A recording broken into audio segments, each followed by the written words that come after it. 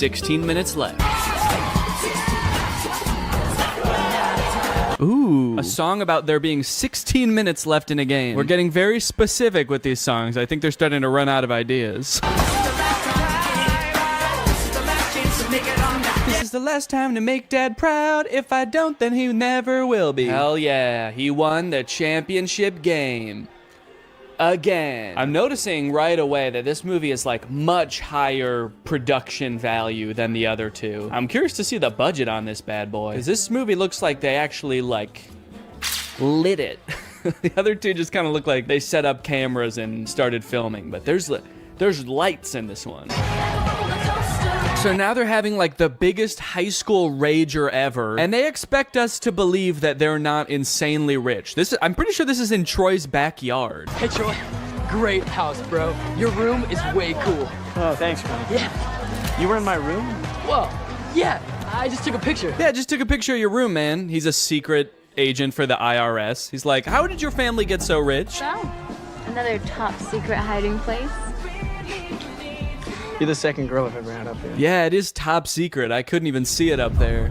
Just looks like a regular tree to me. It's here we find out that while Troy is a shoo-in for the basketball team at U of A, Gabriella's already been accepted to Stanford. I sense a conflict in the movie. Troy's going to University of Albuquerque to play basketball, and Gabriella is going to learn how to create the singularity at Stanford. So they sing a song about cherishing the present moment. Did they like challenge themselves to make a song with no dancing in this one? They're like, what if we just sat for a whole song? Oop, now he's up. Oh, that was it. That was the whole dance. Nah, it doesn't work with this song. Juilliard is considering 4 of you for 1 available scholarship. Sharpay Evans, Mr. Ryan Evans, Miss Kelsey Nielsen, and lastly, Mr. Troy Bolton. What? Julie. What? Since when does that guy have a evil cackle? I mean, I was surprised too, but that guy threw his head back and squealed.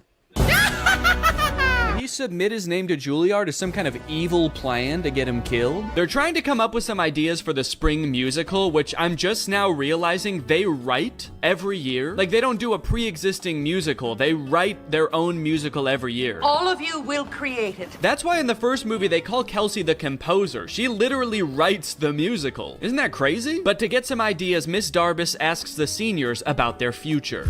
Your future. It's easy. It's U of A.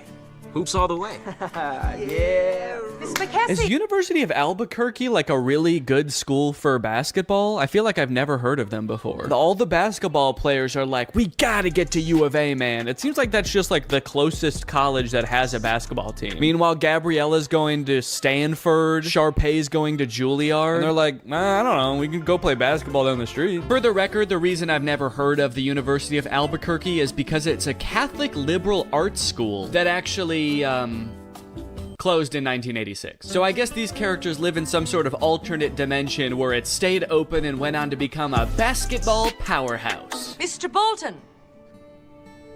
Mr. Bolton. Yeah, All of a sudden, he doesn't know if he wants to go to Juilliard or U of A. See, he really never did care about Gabriella. He just wants to sing. Somebody just let this kid sing. Just tell him it's okay. Imagine having everything. Jeez, that song started so abruptly. No intro, no build up. It's kind of scary. Oh, this is a look into some kind of strange alternate future where Troy chose neither basketball or Juilliard and became a stalker. I want that to be how this movie ends. Troy choosing between 2 incredible futures, and instead he just throws his life away. It's like, I can't decide. I don't fucking know. Miss D said that there's only 1 scholarship. There's 2 of us. Wait, they're doing this to compete for a scholarship? Not even just a place at Juilliard? If I know anything about these two, it's that they can both afford to go to Juilliard. Why do they need to take the scholarship away from somebody else? Which one do you think I should wear? Well, I've never been asked to a prom, but this almost sounds like an invitation. Did she say she's never been asked to prom? What about last year? They were dating last year. Troy didn't want to go to prom with her. His dad was probably making him run basketball drills. The only place you're going, Troy, is downtown with the ball. Make sure you bring the ball. Time for another song. about how much Troy and Gabriella love each other. There's already like 2 very sentimental songs between these two. They are really setting us up for heartbreak, I feel. And also just spending like an unnecessary amount of time being like, these two are in love, okay?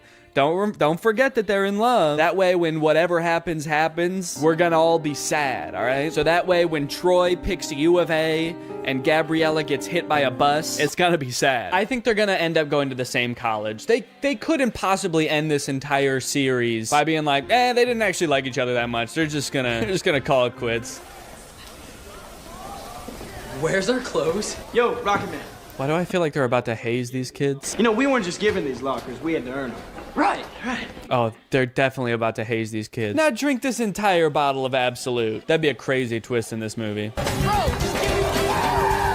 Just a little hazing. Troy is not better than doing some hazing. Oh, I thought I heard you.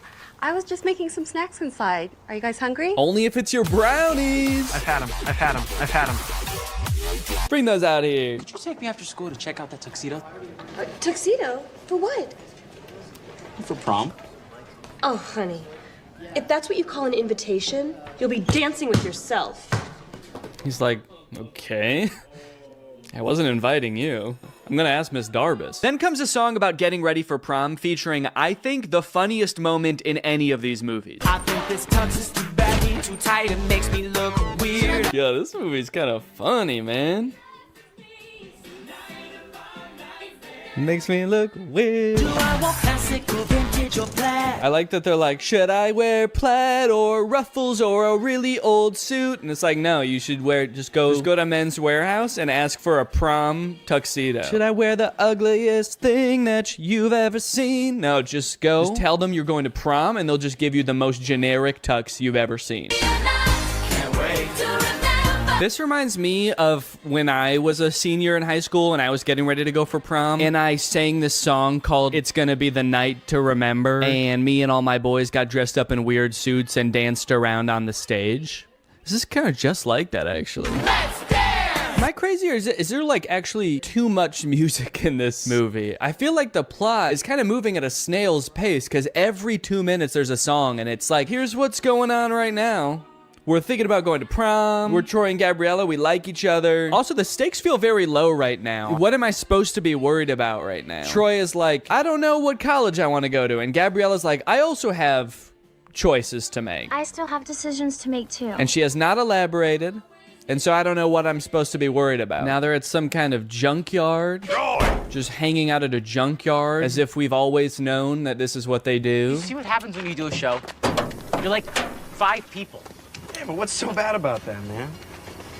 We used to come here as kids, we'd be 10 people. Yeah, I remember that, because they used to talk about that in all the other movies, how they used to come to the junkyard. Take it back to the place where you know it all began. Finally, the boys are back at the junkyard. So that we had a song establishing that Troy and Gabriella are in love. Now we have a song establishing that Troy and Chad are friends. This kind of reminds me of senior year in high school when I danced around in the junkyard with my best friend and we sang a song about how the boys are back. It's weirdly similar, actually. Oh. Whoa! The junk men who live in the junkyard are here. What's going on? What if Troy and Chad turn around and see them and they're like, whoa, what the fuck? Who are you? Maybe I'll just stay here next year. Stay in Albuquerque? That makes no sense. And why do I always have to make sense? Why do I always have to make sense? Why can't sometimes I just say, What are you gonna tell me about this Juilliard? the only dad to ever be pissed off that his son is getting considered for a scholarship at one of the most prestigious colleges in the country. Hey, Troy, come on. Ah, damn, he's too fast. Get back here. The director for that scene was like, okay, how could you guys like run away but also walk away at the same time? Oh no, he's going crazy again. Painful basketball time to scream and shoot some hoops. I like that little pouty dance up the stairs. Okay, Troy, for this one, you're a pouty toddler. Now you're a crab.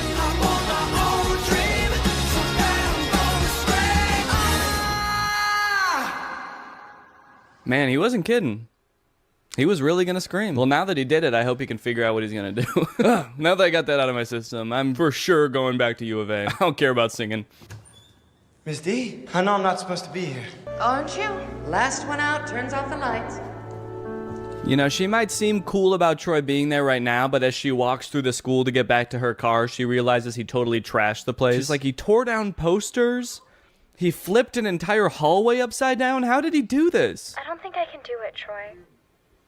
Uh-oh. Is that a Dr. Pepper in the background? That looks good. I've chosen basketball. But I've also chosen theater. The University of California, Berkeley. Okay.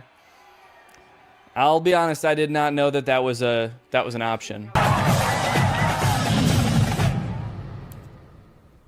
They made the Mr. Beast logo.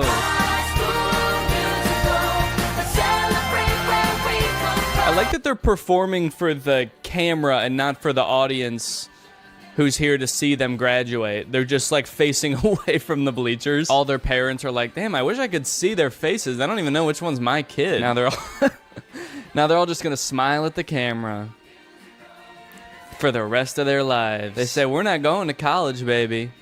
We're gonna stare at this camera forever. And that's it. That's High School Musical, baby. As far as endings go, I think they did a decent job with a nearly impossible task. It's a Disney Channel movie, so it's not like they can just like make everybody break up and go their separate ways at the end of the movie. That would be too sad, obviously. But they also can't make everybody just go to the same college and do the same thing, because that would be unrealistic. So it leaves the door open. My only issue is that in doing that, they kind of don't really provide any closure. Feels like they kind of just pushed Troy's decision of what he wants to do with his life further down the road. But if you are looking for some closure for Troy, I might have something that helps. I mentioned earlier that the character of Troy was inspired by one of the writer's real high school teammates. But when I read that for the first time on Wikipedia, I was surprised to find that that teammate has his own Wikipedia article. And that's because that classmate, Lynn Swan, went on to be a professional football player, playing for the Pittsburgh Steelers and winning the Super Bowl 4 times. This man is the real-life Troy Bolton, and that might be the least interesting thing about him. In fact, he might not even know. It really helped you in your game. All the things that ballet taught you, you applied that to the football field. Touchdown, Pittsburgh! Did you catch any flack from your teammates about taking ballet? I mean... Oh, always. It's a gift from the guys. But I'll always remember a Hall of Famer who rose to the occasion each time. A plie-making playmaker. But you're a playmaker. Did you ever think maybe I could be both? Who could defy gravity.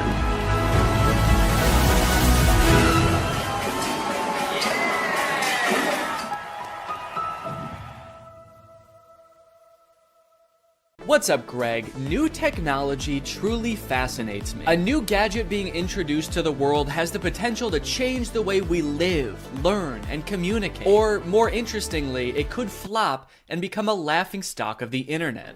Which is why a few weeks ago, I was thrilled to discover the unveiling for a project called the Humane AI Pin. This might be the worst product presentation I've ever seen for one of the strangest products I've ever seen. Apparently, Humane AI is a new tech startup founded by 2 former Apple employees and current lovers, Imran Chowdhury and Bethany Bongiorno. Their mission is building innovative technology that feels familiar, natural, and human. Okay, first thing that's sticking out to me is that none of those words were useful. Also, do I really want my technology to feel more human? I've never wished my MacBook to be more fleshy. Also, Humane AI is such an unsettling name for a company. I'm sorry. You lost me right off the bat. I feel like the only times I ever even hear the word humane is when we're talking about like factory farming or something. Don't worry, dude. When this AI takes over, it is going to be super humane in the way it slaughters us. It will not violate the Geneva Convention, unlike other AIs, Siri. All right, let's go ahead and watch the product presentation, and let's see if you think it's as weird as I do.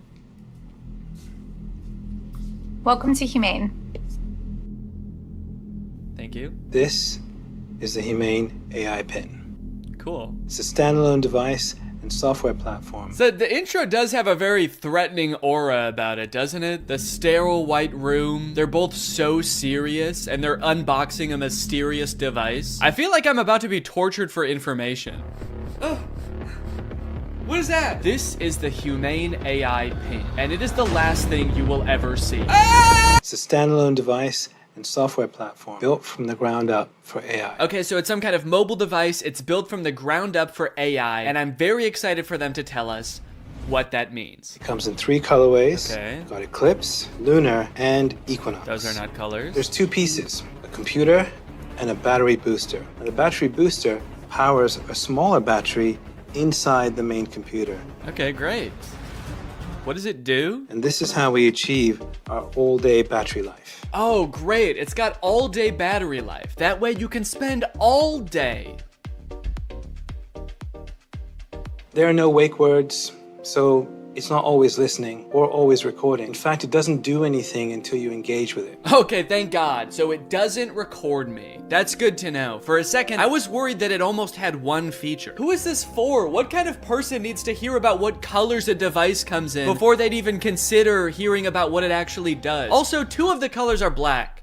You designed 3 colors and 2 of them are black. You couldn't come up with a 3rd color? Also, I'm sorry because I know that not everyone is super comfortable in front of a camera. It's not a skill set everyone has. But maybe you guys should have like hired a spokesperson or something instead of letting the world's 2 sleepiest CEOs do this product demo. Now, the battery booster powers a smaller battery inside the main computer. Are they okay? This thing has all-day battery life. That's because it actually feeds on your life force. I've had mine on for 3 months, and you probably can't even tell the physical toll it's had on me. And your engagement comes through your touch, voice, gesture, or the laser ink display. Whoa, wait, okay. Holy cow, we have a feature. It actually does something. I will admit I was not expecting that. Why didn't you lead with that? I mean, I don't know what that is or what it does, but at least it's something. It looks futuristic. I don't know about the name laser ink display though. That doesn't sound very futuristic. The laser ink display. Sounds like a printer. It also comes with its own connectivity built right in. Our own Humane network, connected by T-Mobile. Our very own network. That is T-Mobile's network. We were able to pack a lot of technology into something really small. Tell me about it, dude. I can barely even count all the technologies you put in this thing. You got the laser ink display, all-day battery, black. Is that a technology? They continue for a while just using buzzwords and vague expressions to explain what this thing does until like 3 minutes into the video when they finally give us a demonstration of something tangible this thing can do. Play the song How Music Makes You Feel Better. Doesn't look like it's making him feel better. We've partnered with Tidal, which you get out of the box. Okay, finally, we know one thing it can do. It can play music. And not just how you would normally listen to music either. You can give it little riddles to try to figure out what songs you want it to play. Play music written by Prince, but not performed by Prince. Give me songs written by first-born left-handed British women who have never been to Ibiza that weren't released on weekends or holidays. Can Alexa do that?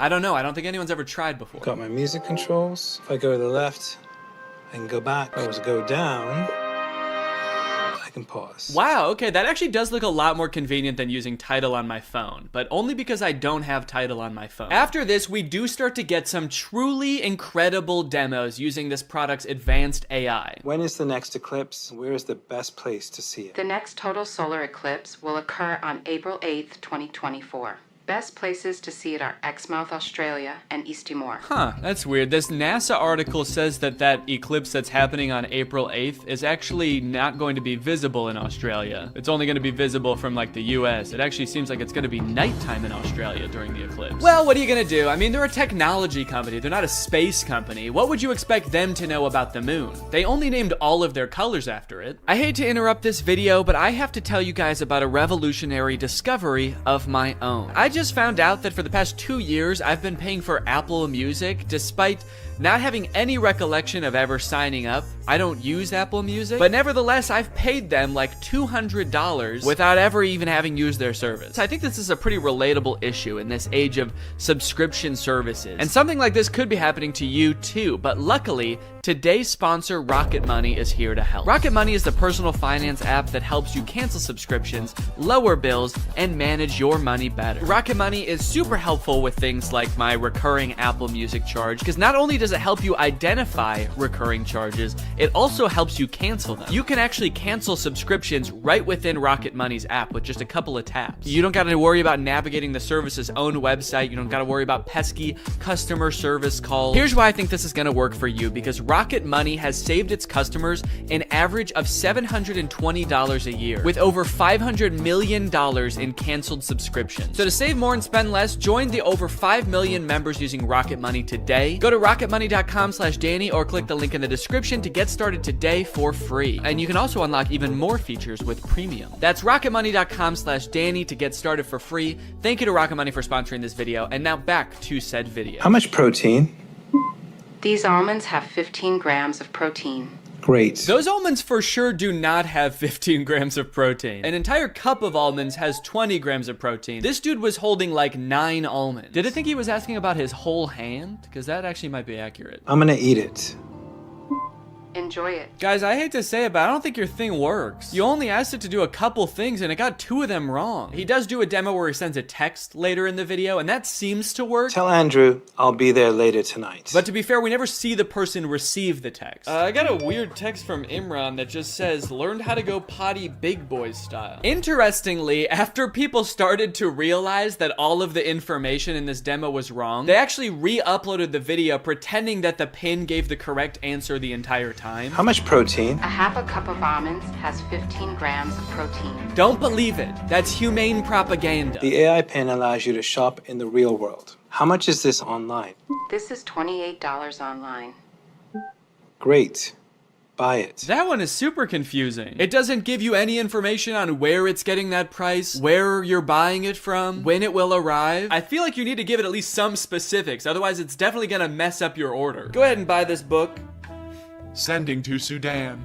No, send it here. You didn't specify. Sending to Sudan. Shit. Now, if you're wondering how you can get one of these things, the prices range from $700 to $800 for the more expensive colors. And they're estimated to ship in March of 2024. Now, you might be thinking the price of $700 is a little bit high for this thing, but think about it this way. What other product on the market can so accurately tell you how many grams of protein aren't in 9 almonds? Okay, they've also got this little short film about the human experience using their AI pin. Isn't life about what we experience? What we smell? Can I eat this? Yes, dragon fruits are low in sugar. What is this thing, my mom? Can I drink this? Not before you finish your vegetables. And say please next time. What did you just call me? I am your pin, young man. Dude, I want to buy this thing just for that feature. I want to hold every object, creature, and human in front of this thing and ask if I can eat it. Do you need something from me? Can I eat that? Analyzing. Oh, no, you can't eat me. I'm a person, so. High fat content detected. Rude. 1 gram of protein detected. That can't be right. Tiny balls detected. All right, what the hell? Enjoy it. Yes, yummy. Wait, stop. No, you cannot eat me. I'm a human. All right, man, who do you think I'm gonna trust? You or my $700 pin? Last time I checked, this pin doesn't have tiny balls. This thing tells me what to eat, when to eat. It even suggested this very fashionable outfit I'm wearing today. Is that why you're not wearing pants? They're in Sudan. What we hear? Hey, what should I get here? What is this interaction? Who are those people? Does he know them? Man, if he's in a different country where he doesn't speak the language, I would not trust that pin. Based on everything we've seen so far, who knows what it's saying to these people? What we see? Capture this. Dude, parents are gonna love that feature. Me walking around a park with my AI pin. Capture this baby. Capture.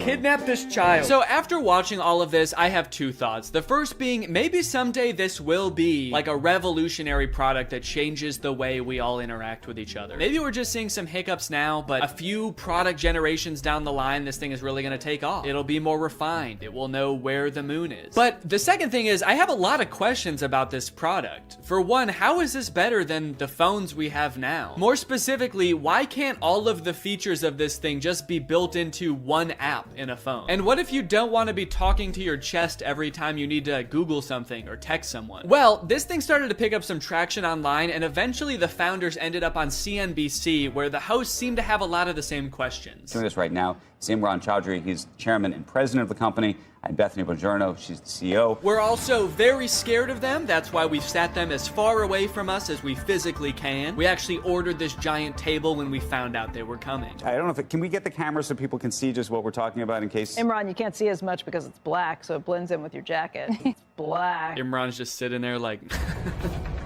It's Eclipse. It's privacy first, so it's not always recording. It's actually just doing things when you want it on demand. Is it doing something right now, or are you recording us? It's not. It's doing nothing right now. I get a little sense of pride when he says that. It's actually doing nothing right now. It's doing nothing right now. After years of research and millions of dollars spent, we finally designed a pin that does nothing. It's doing nothing right now. You might think that's a bad thing, but you've never met this AI. It's evil. Turn around, maybe you can get that on camera. Oh, yeah. I see your hand. Yes, keep doing it. I see your hand. Can you see what's that? Yeah, what's that telling you? Oh God, dude, I do feel for him. I mean, these people are not like media trained, I feel like. They really should have hired a professional spokesperson because I feel like they're just so out of their depth. He's got like the worst camera angle possible to show this thing off. His hand is shaking. Imagine a little alert pops up on the screen that's like, high heart rate detected. Is Squawkbox the name of this show? I'm not familiar with it. I never heard of this before. Or is this some kind of jab at their device? Formal Apple designers peddle their snake oil Squawkbox. You can use it however you want. Like what? Like what? Tell me something you would use that for. Okay, it sounds like this host is thinking the exact same thing as me. What is it? Tell me one thing. Then they just start like drilling them. They don't even let either of them finish answering their questions. They just like are bombarding them with reasonable questions about this device. That you've got in, stuff that you do just all the time. How would I know without seeing a screen? A user LED called. So that's what I want to ask you about. This is brutal, man. Let the poor guy speak. Just at least let him finish answering your questions, man. I mean, he's not actually gonna answer them. He's probably just gonna say AI over and over, but just let him finish his sentence. Sometimes I'll be at a meeting, right?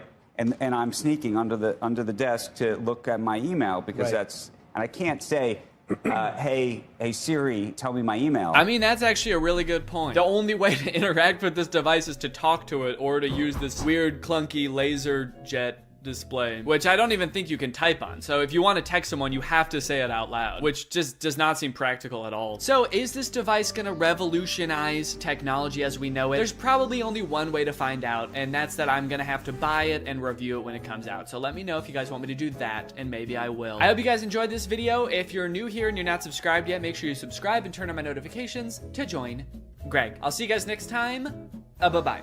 After MGK released his song Emo Girl and then followed it up by appearing in a bunch of insane interviews with Megan Fox talking about their love life, I think we're pretty good on MGK for a while. We don't need any more music. We don't need any more public appearances. We're good. We don't need to know any more about MGK's personal life. And folks, I think MGK finally took notice and he listened. He said, all right, look guys, I get it. No more music, no more interviews. I'm gonna take some time and I'm going to release a stoner comedy movie instead. So he hunkered down and he wrote and directed this movie Good Morning, which currently has a 0% on Rotten Tomatoes. We got a good thing going here. 2 movies in a row with 0% on Rotten Tomatoes. What's the opposite of a Renaissance man? You know how people, when people can like act and sing and direct, like Donald Glover, people call him a Renaissance man. MGK is like a Dark Ages man. MGK is a medieval man. Also, sorry if I sound sick. Sorry. The moment this movie starts, MGK, aka his character London Clash, gets kind of a weird good morning text from his girlfriend Apple. Who's texting me? Oh, it's Apple. The text say, I wish I didn't have to do this through text, and then good morning, but she spells morning with a U. Now you might think that this would make London a little bit confused, but then realize, oh, it's just a typo. And you'd be right. He does have both of those thoughts. The problem with this movie is that the entire movie takes place between those two things happening. This entire movie is about MGK being confused about what those texts meant. Before he gets too concerned, he has to Google what morning with a U means. He's like, my fans are probably young enough that both of their grandparents are still alive. I should probably explain what morning is. Well, today should be interesting. Yeah, they let you know right away that this movie was written by a millennial. Well, today's gonna be kind of weird. MGK wrote the entire movie like this. So this just happened. Yeah, so the conflict at the beginning of this movie is that London thinks that Apple is breaking up with him. That text was a breakup text. Sorry to have to do this through text, good morning, as in like happy morning our relationship? What kind of person is Apple that he assumes the text good morning means have a good time with your depression now? Look, this relationship isn't working. We're just growing apart. I just feel like you need to have a happy morning now. A happy grieving to you, good sir. When they introduce this character, she better be like wearing a top hat and carrying around a cane. It's gonna make a lot more sense when that happens. Good morning, good morning. Today might suck, guys. I'm adulting today. All right, guys, it's time to attend the MGK School of Acting. You're about to step into an ice-cold shower. How do you react when the water hits your body? Shiver! Rub your arms to make yourself warm. Okay, those are good answers. Let's ask Professor Gun Kelly. Ooh, sorry, you guys all get Fs. Your punishment? You have to look at MGK's ass. That is just horrendous. I never wanted to see that. You know why it sucks when you're going through it with your partner? You're not going through it with your partner. She sent you one understandable typo, dude. Everything's fine. You're fine. Yo, does this look like a breakup text to you, or am I tripping? Yes. Yeah, dude, take it from the weirdest looking man you've ever seen who falls asleep in his cereal mid-conversation. That's a breakup text. I don't mean to shame this man's appearance. I think Cody Ko looks great here. This is Cody Ko if TMG made hyperpop music. This man has never sent a normal text in his life. I'm surprised he wasn't like, no, that's about as incoherent and cryptic as I usually am in my text. You're probably fine. His friend is clearly sick. At the beginning of the scene, he throws up on the microwave, and at the end of the scene, he drowns in his cereal bowl, and MGK leaves him to die. MGK, your friend is sick. Help him. And so am I. Goddamn. Also, just like a fun little continuity note, at the beginning of this scene, there wasn't a water bottle on the table, and then at the end of the scene, there is. So, that's probably why this movie has a 0% on Rotten Tomatoes. Ass continuity. I'm a stickler for details. Meet Kennedy. Uh-oh, guys. Megan Fox is here, and she's not like other girls. Megan Fox plays a girl named Kennedy, who's actually not the main love interest in this movie. Her character is actually lesbian, and at the beginning of this movie, MGK explains how, like, she hates boys, but she lives with all these boys, and so she's moving out, which MGK explains right after he forgets his line. It's in rice. Come on, you got it, dude. You wrote the movie, you should know it. Please don't move out. Yes, he did it. He remembered. It's a pretty long line. I'll cut him some slack. Throughout the beginning of the movie, they're constantly introducing new characters, and every character in this movie has some kind of weird quirk. This friend, like, did too many drugs at a music festival, and now he's kind of loopy. This guy is always throwing water balloons at people. This guy, like, smokes a lot of weed. It seems like MGK wrote this movie with just a bunch of crazy, weird characters, because the only, like, joke that he can think of to put in this movie is another character saying something weird or dumb, and him just kind of looking at them being like, that was kind of weird or dumb. Mercury is in Everglades. It's retrograde, Leo. Every time he introduces a new character, there's narration that explains what the weird quirk about these characters are. This is Angel. Meet Maxine Goldberg. But they kind of don't, like, explain really what I want to know about these characters. This is Dylan. I met him when he was working at In-N-Out, and he used to hook me up with free burgers and shakes. He's been my boy ever since. We don't care that he used to work at In-N-Out. That is so irrelevant. Please tell us why he's so sick. Why is he throwing up and passing out? That's more interesting. The reason that London Clash is so rich and cool that he lives in Rice Gum's house is that he is an actor. So throughout the movie, he's doing actor type things. Like, he films this self-audition tape. I don't really know what he's auditioning for. It kind of seems like he's auditioning for everything and also nothing all at once. Okay, this is my impersonation of Draco Malfoy. Looking for drugs. Where's the pot, Potter?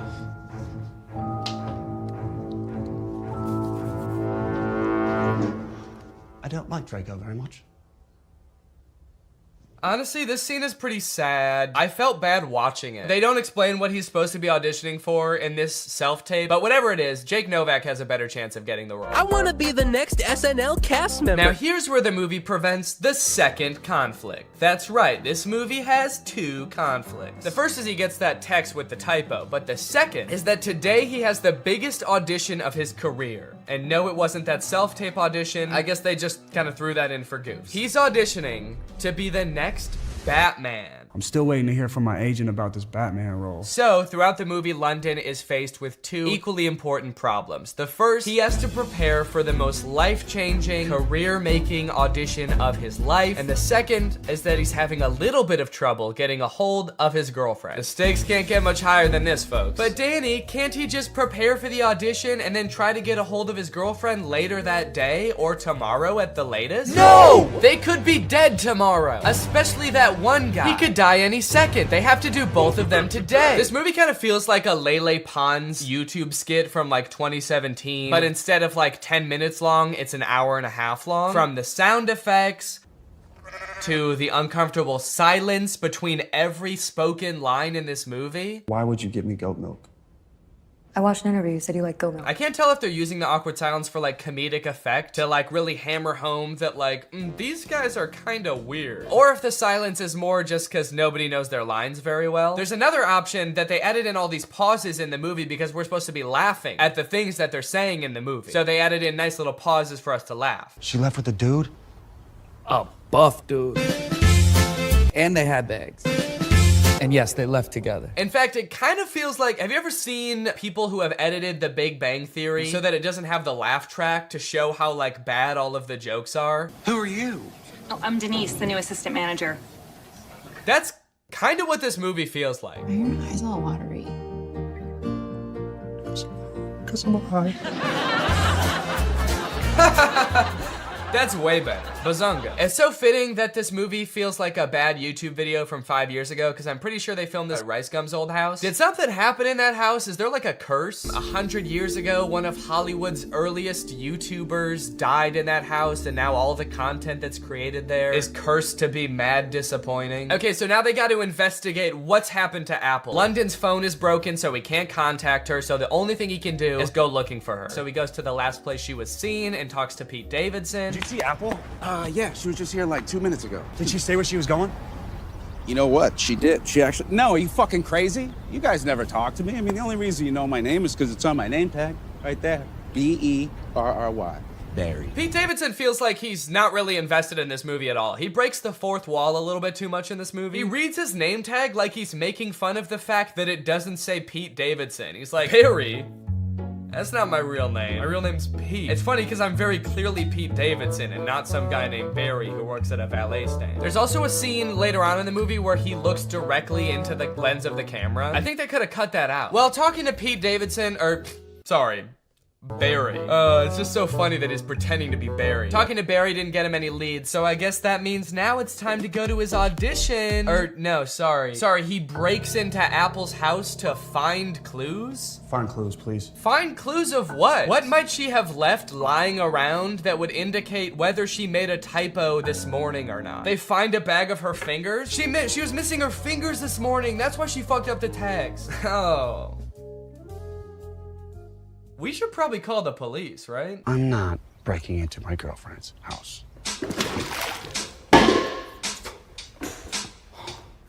Can't believe I'm breaking into my girlfriend's house. Me neither, dude. Your life is pretty crazy. London Clash is so dumb. He makes the worst decisions at every move in this movie, okay? While they're in Apple's house, one of London's friends knocks over every single urn on the mantle, and ashes go everywhere. And so they're like, oh shit, we have to put back the urns and then refill the ashes. But they're like, the only problem is, where are we supposed to find ashes? Where are we gonna find enough ashes to fill up these urns? But like, they didn't lose the ashes. They all just fell on the floor. They could just sweep them up and put them back in urns. It's like MGK was like constantly forgetting what previously happened in movies, and so the plot is being driven forward by things that just aren't problems. So anyway, as I said, this is a stoner comedy. You can probably guess the solution they think of to produce a bunch of ashes to fill back up the urns.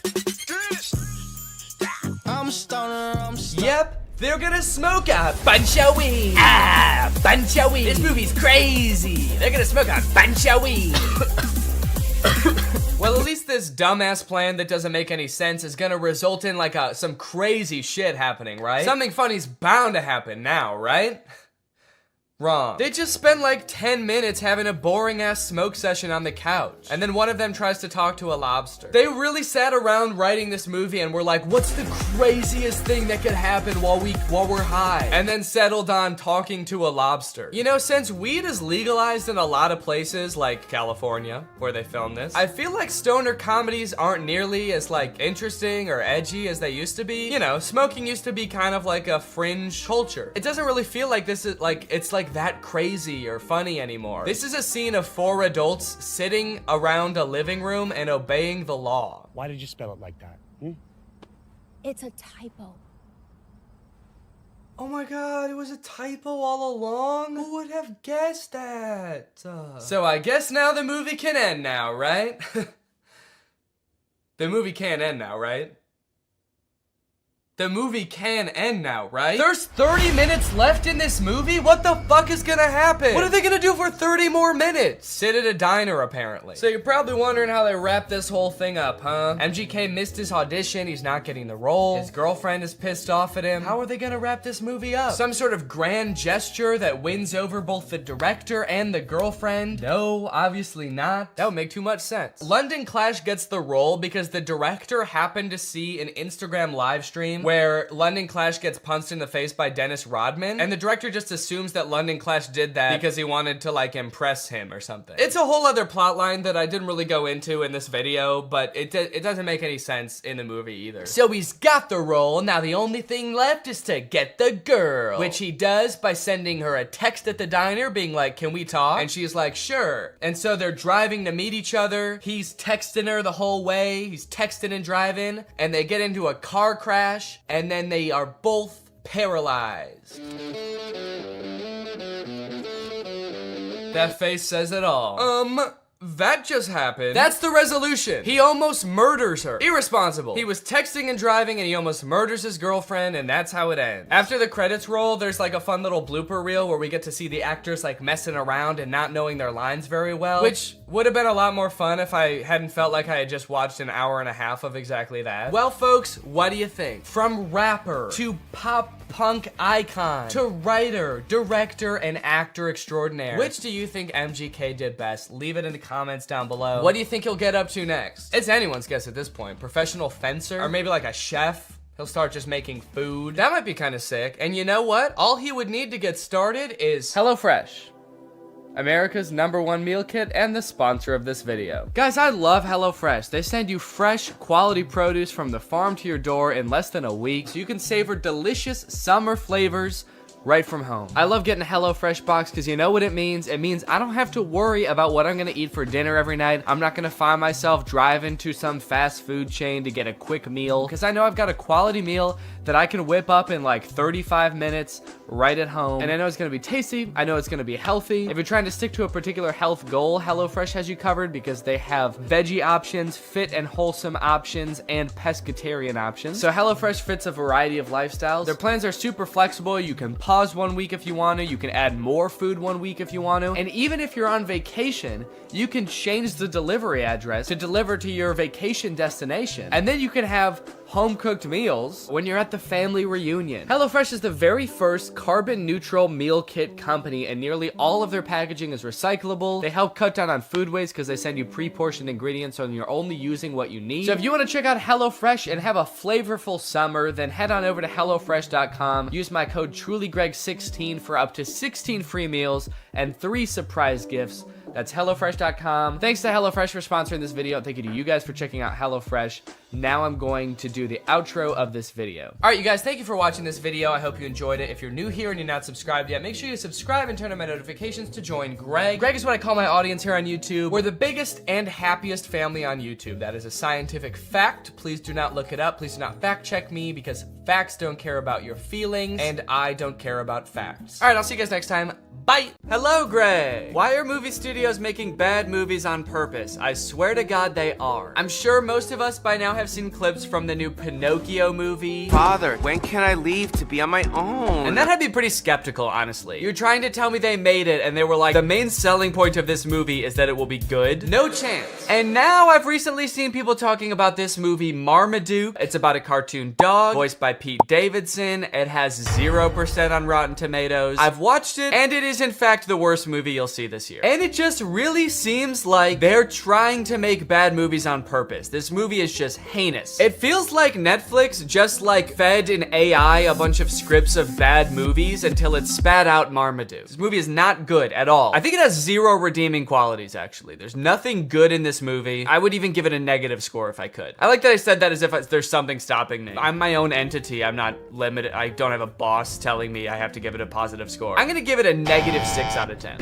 And with a narration from Pete Davidson himself, who could not sound less interested in explaining the exposition of this movie. Marmaduke was some fucking dog, dude. I don't care. I'm dating a Kardashian, man. You think I need this? I personally don't have a problem with Pete Davidson. He's a funny guy. He was not up to the task of being the main character in this movie. This is a cartoon dog. You need someone with like a crazy range. Pete Davidson's emotions range from high and pleased down to high and indifferent. That's about all the variety you're gonna get out of Pete Davidson. After watching the movie all the way through, I'm not even 100% sure that Pete Davidson even knows he's in this movie. I haven't seen Pete Davidson do any promotion for this movie. I don't think he's done interviews talking about, you know, getting into the role of Marmaduke. I would not be surprised if they just like took audio excerpts of Pete Davidson from like other TV shows and just like found a way to make a movie about a dog around them. You look at the characters in this first scene here and tell me, what is your reaction? Art is subjective. What you like depends entirely on your life experience, your personal taste, you know, where you were born and raised. For example, I was born in the 1990s on Earth, and I hate every single one of these characters. There are 3 body shapes in the universe of Marmaduke. There is eerily slender, bouncing egg. That's right, they don't walk, the round characters. They just kind of bounce from place to place. And then there's Mom. Mom has a serious case of the Pixar mom syndrome. I guess the creators of Marmaduke decided to take a page out of Pixar's book when designing the mom, and then they ignored all the other pages in the book about like how to make a movie. Anyway, through a little bit of narration, we find out that the reason Marmaduke is not allowed at this party is because he's basically a terror to the family. Marmaduke is a nightmare. He chases the cat, and Guy, being like a world famous dog trainer, sees Marmaduke, this poorly behaved monster, and decides, hey, this would be kind of an interesting challenge for me to transform Marmaduke into like a good boy. At first I thought this guy was gonna be the villain of the movie because he's like rich and British, and I think that it's the law in cartoons that the bad guy has to be rich and British, but this guy is actually, he's not that bad. He's a little greedy, but he's not the bad guy. So Guy goes over to Marmaduke's house and talks to the owners and is like, hey, if you let me train your dog and enter him into like dog competitions, we could win $1 million, and I'll share the $1 million with you, which is actually a very nice thing for a rich British man to do in a cartoon. The family says yes, so Marmaduke gets to train with this experienced, highly awarded, rich and famous dog trainer. And they start training right away. Or actually, sorry, Marmaduke doesn't want to train at all, so the trainer starts beating the shit out of Marmaduke. That's enough for today. That's enough for today? You didn't do anything. You just hurt a dog. You didn't teach him any tricks. He doesn't even know how to sit. All right, the first trick we're gonna learn today is how to dodge a punch.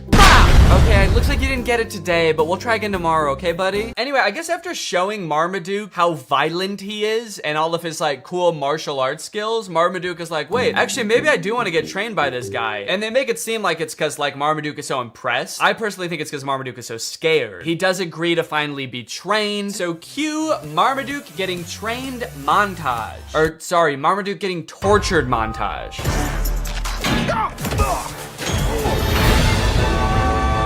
Yeah, that's right. Before Marmaduke agreed to get trained, Guy just beat the shit out of Marmaduke. But now that Marmaduke has agreed to be trained, he is still getting beat up, but just in new and fancy ways. This movie is essentially about a dog who loves to eat and suffers greatly for it. You know what is one thing that's unclear about this movie? Can Marmaduke talk? Earlier in the movie, Marmaduke was trying to talk to the people and all they could hear was barking sounds. I think you're being too hard on poor But then Marmaduke and Guy seem to have full conversations. So who is speaking the other one's language? Is Marmaduke speaking English? Or is the trainer barking at Marmaduke? Like if you were to walk by the park where Guy is training Marmaduke, is Guy just going like, arr, arr, This movie is completely uninterested in answering this question. After Marmaduke has been thoroughly beaten and humiliated by Guy for a week or two, it is time for Marmaduke to enter his first dog show. This is where we meet Marmaduke's main competition and basically the villain of the movie, this beautiful dog Zeus. The movie's getting kind of dark. This is a really somber, like, middle section of a children's movie. He's not a loser! It just turns into Marriage Story. Marmaduke is a Great Dane! Then come to find out that the trainer has actually billed them for all of the training, and it's like a shit ton of money. They go through the list, and it rolls by in this like Star Wars style credit roll, and it's meant to fly by really fast so you can't read anything, but I paused it just to like look through what some of it is. Some of the items on this list are more than the $1 million they would have won at the final dog show. There's things for $29,000, $35,000, $1.4 million. Also kind of a funny detail, the writers I guess couldn't come up with enough things to actually make the list that long, so they just literally copied and pasted the same chunk over and over. So if you just play it, you'll see like the same thing worth $1.5 million over and over in this list, and it's like you couldn't just keep coming up with different numbers at least. Marmaduke shows up at Guy's house and is like, will you train? What's up, Greg? If you've seen my video about the Disney Channel original movie Zombies, then you know I have some deeply troubling feelings about that movie. It's a very poorly made, weird, cobbled together metaphor for racism, and on top of that, a lot of the lore surrounding the zombies doesn't make any sense. So I ended up walking away from that movie feeling like I had so many unanswered questions, which is why when I found out there are 2 more movies in this franchise, I was honestly thrilled. I could actually get some answers to my questions. They'll dive into the lore a little bit deeper. Then I watched the movie and realized that was a very dumb assumption to make. This movie does not answer any of the questions that you might have had about the first movie. In fact, it introduces a whole bunch of new lore that like is even more confusing and also kind of contradicts with the lore from the first movie. Now, all of that might lead you to believe that this movie is gonna be really bad, like even worse than the first movie, but honestly, this movie is not that bad. Also, it has 100% on Rotten Tomatoes, so technically speaking, this is a perfect film. So strap in and get ready, because I don't know if you've ever seen a technically perfect film before, but this is what one looks like. The movie starts off right away, changing the lore that we all know. Welcome back to Seabrook, where belonging is everything. Right, we all remember that. In the first movie, you explained how the power plant blew up, zombies invaded the whole town and started killing and eating people. How could we forget? Legend has it that when the first settlers came to Seabrook, they found wild beasts with sharp claws lurking in the forest. Wait, so these beasts are different beasts? These are a different sect of beasts? Which sparked an epic battle. There was a war? Seabrook settlers bravely fought off the monstrous attack and discovered a powerful energy source. And that mysterious power source basically powered the entire town until that one fateful day when it blew up and created beasts. Different beasts. These are different beasts than the beasts we just saw. This is a very beast-heavy town. The beasts were a distant memory. Seabrook forgot monsters could be real. So, hold on. You guys didn't think to mention this during the first movie? How could you tell us a history of Seabrook and neglect to mention the crazy thing to say for someone who has for sure eaten his neighbors? Also, we saw what you did to people in the last movie, dude. It's not hard to believe at all. I'm still scared of you. Then we check in on Addison, who you may remember from the first movie by her platinum blonde hair that for some reason in this universe makes her some kind of sick, disgusting freak. That's Cheer Captain Bucky, my cousin.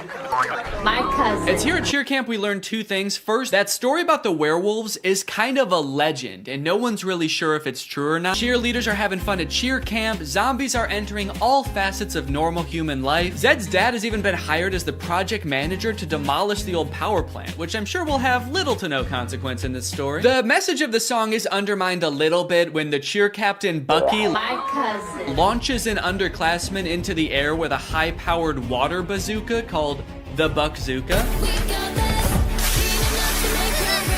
Just a little bit of playful hazing, I guess, for the underclassmen. Oh, you want to be a cheerleader? How about some internal bleeding? That's hazing, baby. Nobody joins an organization that I've already joined and gets away with it. And while I do wish someone would rush this poor girl to the hospital, I do have to admit, the song does slap. The music in the first movie sucked in my opinion, but the production quality of not just the music, honestly, but the whole movie is way better in this one. Probably as a result of the success of the first movie. The first one was very popular. So they were like, look, this next movie, you know, it's not gonna make any sense, but it's gonna look fantastic. The lighting on that girl as she flies. Just hoping that Zed will write to her while she's at cheer camp. They have a bit of a love connection going on, as you'll remember from the first movie, but Addison never will get those letters because the older cheerleaders are shredding them and turning them into pom-poms for the underclassmen to use. Addison, I hate to say it, I don't think these cheerleaders are teaming up to make progress with you. I think they're conspiring to ruin your life. On the way home from cheer camp, love is in the air. Cheerleaders are asking each other to prawn. Yes! I got invited to prawn! Which is Seabrook's version of prom. Their mascot is like a shrimp or something, so I guess that's why it's called that. And for the first time this year, zombies are allowed to go to prawn. Bree is actually hoping that Bonzo will ask her to prawn. Waiting to attack. They jump to the conclusion that the werewolves want to attack them so bad. Addison leaves the interaction totally unscathed. They didn't do anything to her, but the whole town, even the zombies, are like, ooh, the werewolves want to kill us so bad. We better kill them first. And eat them. Typical zombies. So the leaders of the town decide to reinstate all emergency monster laws. All anti-monster laws are reinstated. This sets up one of the big conflicts in the movie because, as you know, Addison wants to go to prawn with Zed, but one of these anti-monster laws is that zombies aren't allowed to go to prawn anymore. Zombies can't go to prawn. Ouch. And when I say one of them, I firmly believe that is the only emergency monster law. It's the only one they talk about in this entire movie. They let so much else slide in this movie, but that's the one thing they're like, no, we cannot have zombies at prawn this year. Ouch. You'll see in a bit why that's so strange, but right now we gotta go check in with the werewolves because they're setting up a conflict of their own. And you know we don't have much time. Our necklaces are almost out of power. So the werewolves all wear this stone around their neck. It's called Moonstone, and it's sort of what gives them their power. I guess it's like some kind of mysterious power source or something. But it turns out that like 200 years ago, somebody or some group of people stole all of the Moonstone from them. So their reserves are running low and they're all gonna like die because they don't have their Moonstone. But some of the werewolves think that Addison fulfills a prophecy that the werewolves have about some white-haired lady who's gonna lead them to more Moonstone. This is the kind of lore that gets you a 100% on Rotten Tomatoes. Even if the girl is the great alpha. A girl? The great alpha? I'll believe it when I see it. Use any excuse not to show the werewolves do anything werewolfy in this movie. All right, we've got to find this girl. How would werewolves accomplish such a task? We could use our wolf noses. What? No, no, what is wrong with you? No! We could ask around? Yes! Also, for those of you wondering, yes, that is baby Ariel from Musical.ly. She used to be like the most followed person on Musical.ly. I always wondered what happened to her.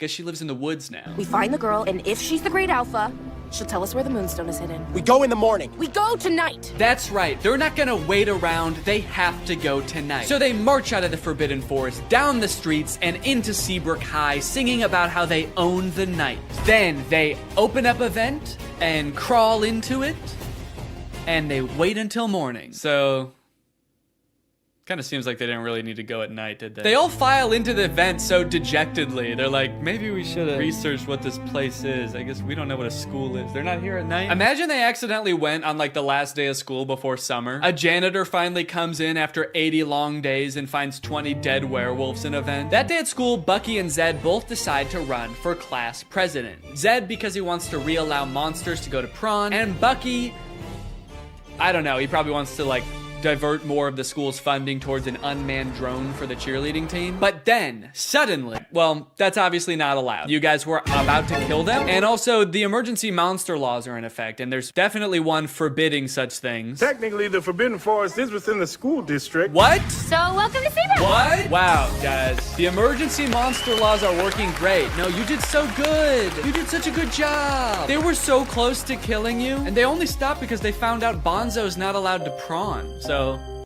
good rule. So just like that, the werewolves enroll at Seabrook High. And wait a minute, All of the werewolves look the same age. Are they all teenagers? Or are some of them like 80 years old? Are some of them babies? And how does that work in dog years? Are they going to classes? I don't even know if they know how to write. They're not gonna be able to find the moonstone. They're gonna be too busy failing all their classes. So Zed is worried about losing. Okay, at this point in the song, they're just having fun with it, man. They're just splashing around. I don't even think they're trying to convince the mayor anymore. He's not even in that part of the power plant. He's just standing alone in the main entrance now. You can hear music just vaguely echoing through the plant. Okay, I get it. I think I figured it out like 20 minutes ago, guys. Okay, so I've got good news and I've got bad news. The good news is they decide not to blow up the power plant. Stop the detonation. The bad news is the demolition guy accidentally does it anyway. Well, shut it off. I can't. And also, Addison finds out she's actually not a werewolf. And that is Zombies 2. And now it's time to talk about our sponsor. This video has been sponsored by...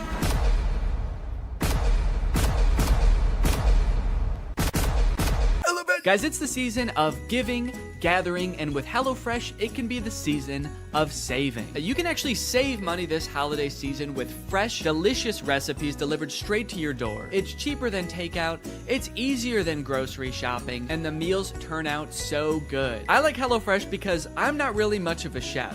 Okay, I don't really know how to cook well, but every time I cook HelloFresh, it ends up turning out great. Last night we had these Tex-Mex enchiladas. Didn't take too long to prepare. Turned out great. Honestly, best homemade enchiladas I've ever had, and I was the one who made them at home. I've got a lot going on. I've got a baby. I've got family visiting. It's a busy time of year. So sometimes it can feel impossible to get a good, nutritious homemade meal in, but not with HelloFresh. Can I let you in on a little secret? Some of their meals only take 15 minutes to prepare. How is that possible? Must be Santa. And guess what? HelloFresh is actually more than just dinners. They've got breakfast, they've got lunches, they've got snacks. So you can start skipping the grocery store for a variety of meals. HelloFresh is making life so much easier. So if you want to check out HelloFresh and for free breakfast for life, visit the link in the description or scan this QR code. One breakfast item per box while subscription is active. That is free breakfast for life with HelloFresh at my link. Again, this QR code. Don't use a different QR code, it won't work. Thank you to HelloFresh for sponsoring this video, and thank you to you guys for checking out HelloFresh. All right, thank you guys for watching this video. If you're new here and you're not subscribed yet, make sure you subscribe and turn on my notifications to join Greg. We are the fastest growing army on YouTube. Do not look that up. I'll see you guys next time. Bye-bye. What's up, Greg? I've wanted to make a video about the High School Musical movies ever since I started making videos about DCOMs almost 5 years ago. More so as just an excuse to go back and watch them, because when I was a kid, I really liked these movies. And if you're a millennial, chances are you did too. And you were also too scared to admit that to any of your friends. I don't know why as an 11-year-old I felt the need to pretend that I didn't like a movie that was, you know, made for 11-year-olds. As if all my friends were gonna be like, High School Musical? I don't know, man. Sounds a little immature to me. I only watch war footage. I'm a very violent young man. Either way, something I did not realize as a kid is how low budget these movies were. The first movie was made on a budget of $4.2 million, which might sound like a lot, but Zombies 3, which is a newer DCOM, cost $40 million to make. In Zombies' defense, though, they needed the money. Those werewolf costumes looked pretty expensive. So instead of getting ready for the parties, he's making Troy run drills in the hotel gym. Am I going left? Yeah.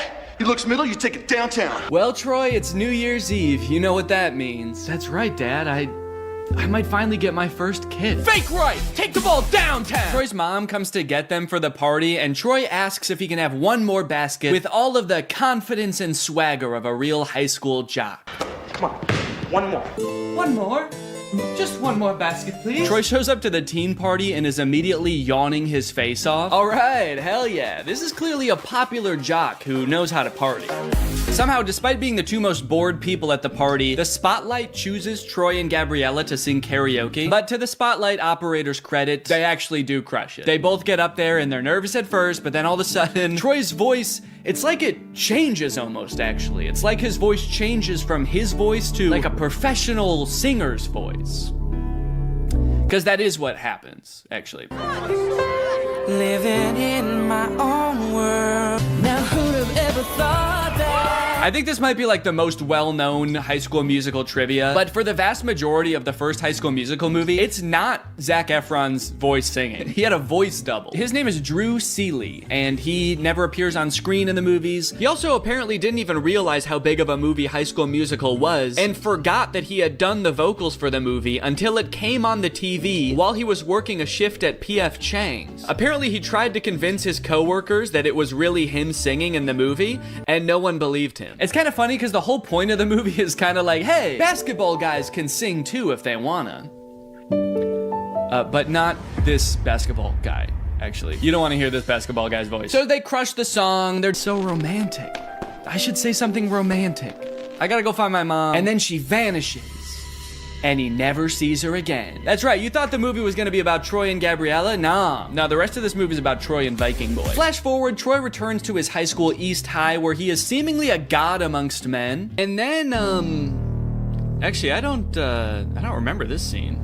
Yeah, I don't know what happens here at all. Looks like the teacher is about to maybe give some kind of speech about today's sponsor? This video is sponsored by the Pokemon Company International. And they've sponsored this video because they want me to share some very exciting news with you. A Pokemon Day celebration is taking place in Pokemon Trading Card Game Pocket right now. There's a new themed booster pack, Triumphant Light. And players can receive 3 booster packs for free just by logging in. And these booster packs, mind you, are guaranteed to contain at least 1 card of 4 diamond rarity or higher. By completing special missions, you can also obtain a unique display board, as well as Space-Time Smackdown packs, 500 trade tokens, 12-pack hourglasses, 24 Wonder Hourglasses, 24 Trade Hourglasses. Not to mention, at the end of March, ranked matches are coming to the game. So get your favorite decks ready and get ready to battle, baby. Pokemon Trading Card Game Pocket is a free-to-start game, available right now for download on iOS or Android. So go to this link or click the link in the description to join now. Log in, have some fun, and enjoy the Pokemon Day celebration. And now back to Troy. But unbeknownst to him,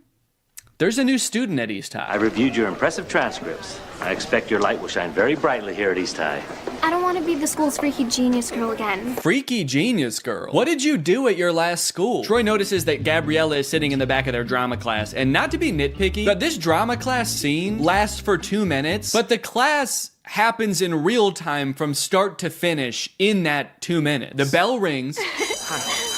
They sit down, the whole class gets detention, and then the bell rings again and they leave. How long is a school day at East High? Is it like 15 minutes? Troy shows Gabriella around, they catch up a little bit, and it is revealed that, on the other hand, I guess it would also be weird if they didn't sing when everyone else was. At the end, when they're all singing, we're all in this together, Corbin Blue's just standing around like, this is lame. There's 2 parts in the song, though, where Troy, like, stops rapping to sing from the heart about how he wants to do the musical. She makes this feel so right. Should I go for it? What do you mean she makes this feel so right? And should I go for it? Gabriella doesn't want to do the musical. It was your idea, and she said no. Don't drag her into this. This girl's making me crazy. No, you're crazy. You already were, and then you met a girl. That's what happened. Also, Zac Efron is 5'8", and presumably so is everybody else on this basketball team, because they're all like the same height, so how good exactly are they at basketball? Okay, but also, what is the third result there? Gabriella, San Diego Zoo's newest...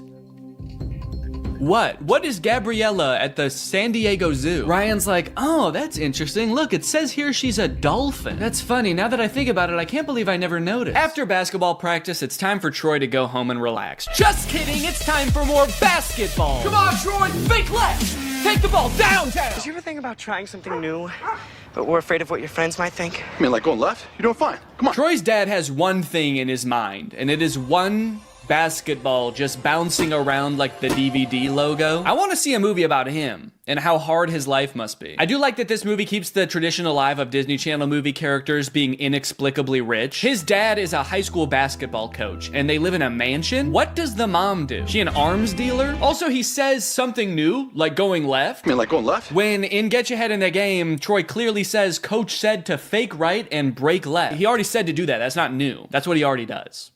So... found a plot hole. Next on. Wow, where'd he go? Pay no attention to the fact that as he turns the corner, he probably fully saw Troy like... Meanwhile, Troy's dad is just standing there like, huh, that's weird. Could have sworn I saw basketball. Now, when we see the auditions, it becomes immediately clear that while Ryan and Sharpay are basically made out to be the villains of this movie because they're so overprotective of their theater department, they are completely in the right to do so. Not because their audition is really good, which it actually is, but because everyone else's is so bad. It's hard to believe that I couldn't sneeze. It seems that no one else in this entire school can even sing. It seems like they actually don't even have a concept of what music is. So like, yeah, I would actually be hoping I got the lead too. It is funny how they all act like they can't sing, and then anytime there's like an actual musical number as part of the movie, every member of the student body sings their heart out like the Rentas do. What's going on there? So Troy shows up to audition, and then Gabriella shows up too. I guess, turns out she actually did want to audition. I don't know. I don't know if Troy threatened her or what, but she shows up. But they are too late to the actual audition, so they don't get to audition in time, but they stick around afterwards and just sing an audition anyway. And Miss Darbus, the director, hears them and decides, you know what, you guys get a call back. Understandably so. She's working with a very small talent pool. Here comes two people who know what a song is. She's got to hold on to that. It's for you when it came out. And in a sense, it kind of was. The writer, Peter Barsacchini, who was mostly known for writing rated-R action movies at the time, started writing the script because he wanted to make a movie he could watch with his daughter, Gabriella. I thought it would be really fun to write a Disney Channel movie that my daughter could watch. Yes, he did name the main character after her, and that kind of melts my heart. She was 10 in 2004 when he started writing it. And so was I. The story was actually inspired by his own high school experience, when one of his basketball teammates confided in him about his love for ballet. Decades later, Peter thought, wow, that's actually the perfect plot for a kid's movie. No, actually, that's too far. They could do the musical, but only if it's because they want to sing with a girl. Anyway, it's time for another song about how basketball players shouldn't sing, sung by, you guessed it, the basketball players. Really never did think of that. Because this whole singing thing is getting in the way of Troy's basketball responsibilities, his team decides to get together with Gabriella's friends to try to break the two apart. The plan consists of getting Troy to badmouth Gabriella by listing the names of basketball players who went to their high school 20 years ago? Spider Bill Natrine, class of 72. Sammy Slamma Jam. And you want to know the crazy thing? It works. We're supposed to believe he doesn't see them set up a webcam right in front of his face to record him shit-talking his girlfriend? They might as well be filming on like a giant hand-crank film camera. The kind where you gotta put a blanket over your head to even see the image. Troy 100% sees the camera and does not care who sees what he's saying. The thunderclap. Gabriella is not important. See here. The pain is manifesting itself in Troy physically here, as he can't even shoot a basket without experiencing immense physical trauma. Aren't basketball players supposed to be good under pressure? Especially the captain of the team. Seems like this whole movie we've seen nothing short of the psychological unraveling of Troy because he sang with a girl one time. Hey, we just had another team meeting. We just had another team meeting, man, and we just wanted to say we forgot about JJ Buckets Jenkins, class of 1984. Does that change your mind? So later, Troy sneaks up onto Gabriella's balcony. Again, huge house, no explanation, to try to win her back. Don't sing and dance with them like you learned a valuable lesson. Get out! If Gabriella dropped dead right now, you would dance on her grave. And that's High School Musical 1. Many people lovingly remember Little Viking Boy from the first High School Musical movie. And while he rocketed to stardom in the wake of the first movie, his troubled life and fall from grace has been the subject of many concerned Twitter threads in the 19 years since. Do you know why I pulled you over today, sir? Huh? I said, do you know why I pulled you over? You're all over the road. Huh? All right, you want to play tough, asshole? That's fine. Huh? All right, step out of the vehicle, take off that helmet. No, I can't take this off. It's a birth defect. It's part of my body. Are you drunk? I don't know, huh? Let's think about that. Does crack get you drunk? Let's think about that for a second. Let's all think. Does crack get you drunk? After 15 DUIs and 3 counts of kidnapping exotic animals, Little Viking Boy was sentenced to life in prison. Authorities claim that it's here he became head of an extremist religious cult. His followers helped him escape in 2023, and his current whereabouts are unknown. Although he does occasionally post to Instagram to frantically proclaim the end is near or post a brand deal. Every morning I wake up and I drink 6 bangs. High School Musical Musical premiered to 7.7 million viewers, a record that has only been broken a handful of times in the nearly 20 years since. But one of my favorite things to come out of the success of this movie, which I totally forgot about until I was making this video, was the live concert. I forgot about this until I went to the library to check out the DVDs for the 3 movies, and they happened to have a DVD of the recording of High School Musical in concert. This feels pretty unusual even to this day for a Disney Channel movie to put together a live touring concert featuring the actual cast of the movie, selling out arenas with audiences in the tens of thousands around the world. But it wasn't the whole cast, actually. Zac Efron couldn't be there because he had a commitment. He was filming Hairspray at the time. So who did they get to fill in for him? Living in my own world, didn't understand. It's Drew Seeley! Drew Seeley! I'm sure they advertised the fact that Zac wasn't going to be there and Drew would be in his place, but I have to imagine every concert, there were like 1 or 2 kids that were like, what the fuck? Zac looks different in person. With all the success of the first movie, they had to crank out a sequel fast, which they did, releasing High School Musical 2 in August of 2007. And you might think it would be impossible for them to catch lightning in a bottle twice, but oh baby did they. What time is it? Sequel time. One of the first things I noticed is that despite only a few months having passed from the events of the first movie, Troy looks drastically different. His hair is much darker, he has a different haircut so you can see his ears now, but most strikingly of all, his eyes have somehow become more blue. You actually listening? His eyes were already pretty blue in the first movie, but they're piercing in this film. It is scary. Get some contacts, you freak. The class immediately erupts in celebration. They throw their papers in the air, start dancing around, and did Chad just kiss his teacher on the neck? Yeah, he just kissed Miss Darbus on the neck. That's too far. Luckily, it doesn't look like she cared. She's just vibing. Good to be chilling out.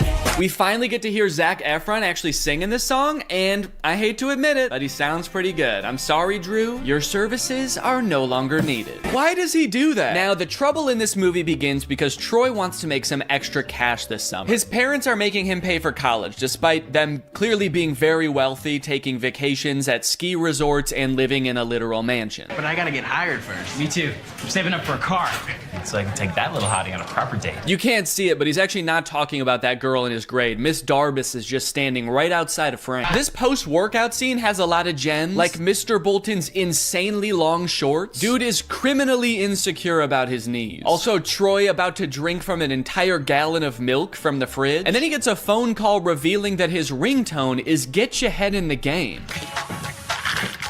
Uh-oh. Is that a real song in this universe? So in the first movie, it seemed like Sharpay might have had a little crush on Troy, but in this movie, she's got a big crush on Troy. She's like, he's the most popular guy in school, and I think I'm the most popular girl in school. It's a match made in heaven. So she pulls some strings at her family's country club to get Troy a summer job there. The only catch is Troy requests to get like the entire school hired, and somehow that works. So Troy shows up, pretty girl who loves to hip hop dance got a job there. You got Vanessa Hudgens stunt double working there. Montez, it would seem your lunch break does not start for 3.5 minutes. In order to keep the conflict of this movie moving along, they have to make it seem like because they are just kids. So some of the insane demands that their job is asking of them is just like, hey, can you show up to work on time and make sure you clock out at the end of your shift? And the entire student body of East High is like, we're in prison! They're not gonna pay us until we provide a service? What kind of dystopian universe is this? Mr. Fulton is 100% correct to be strict, by the way. Several times throughout this movie, he catches them doing things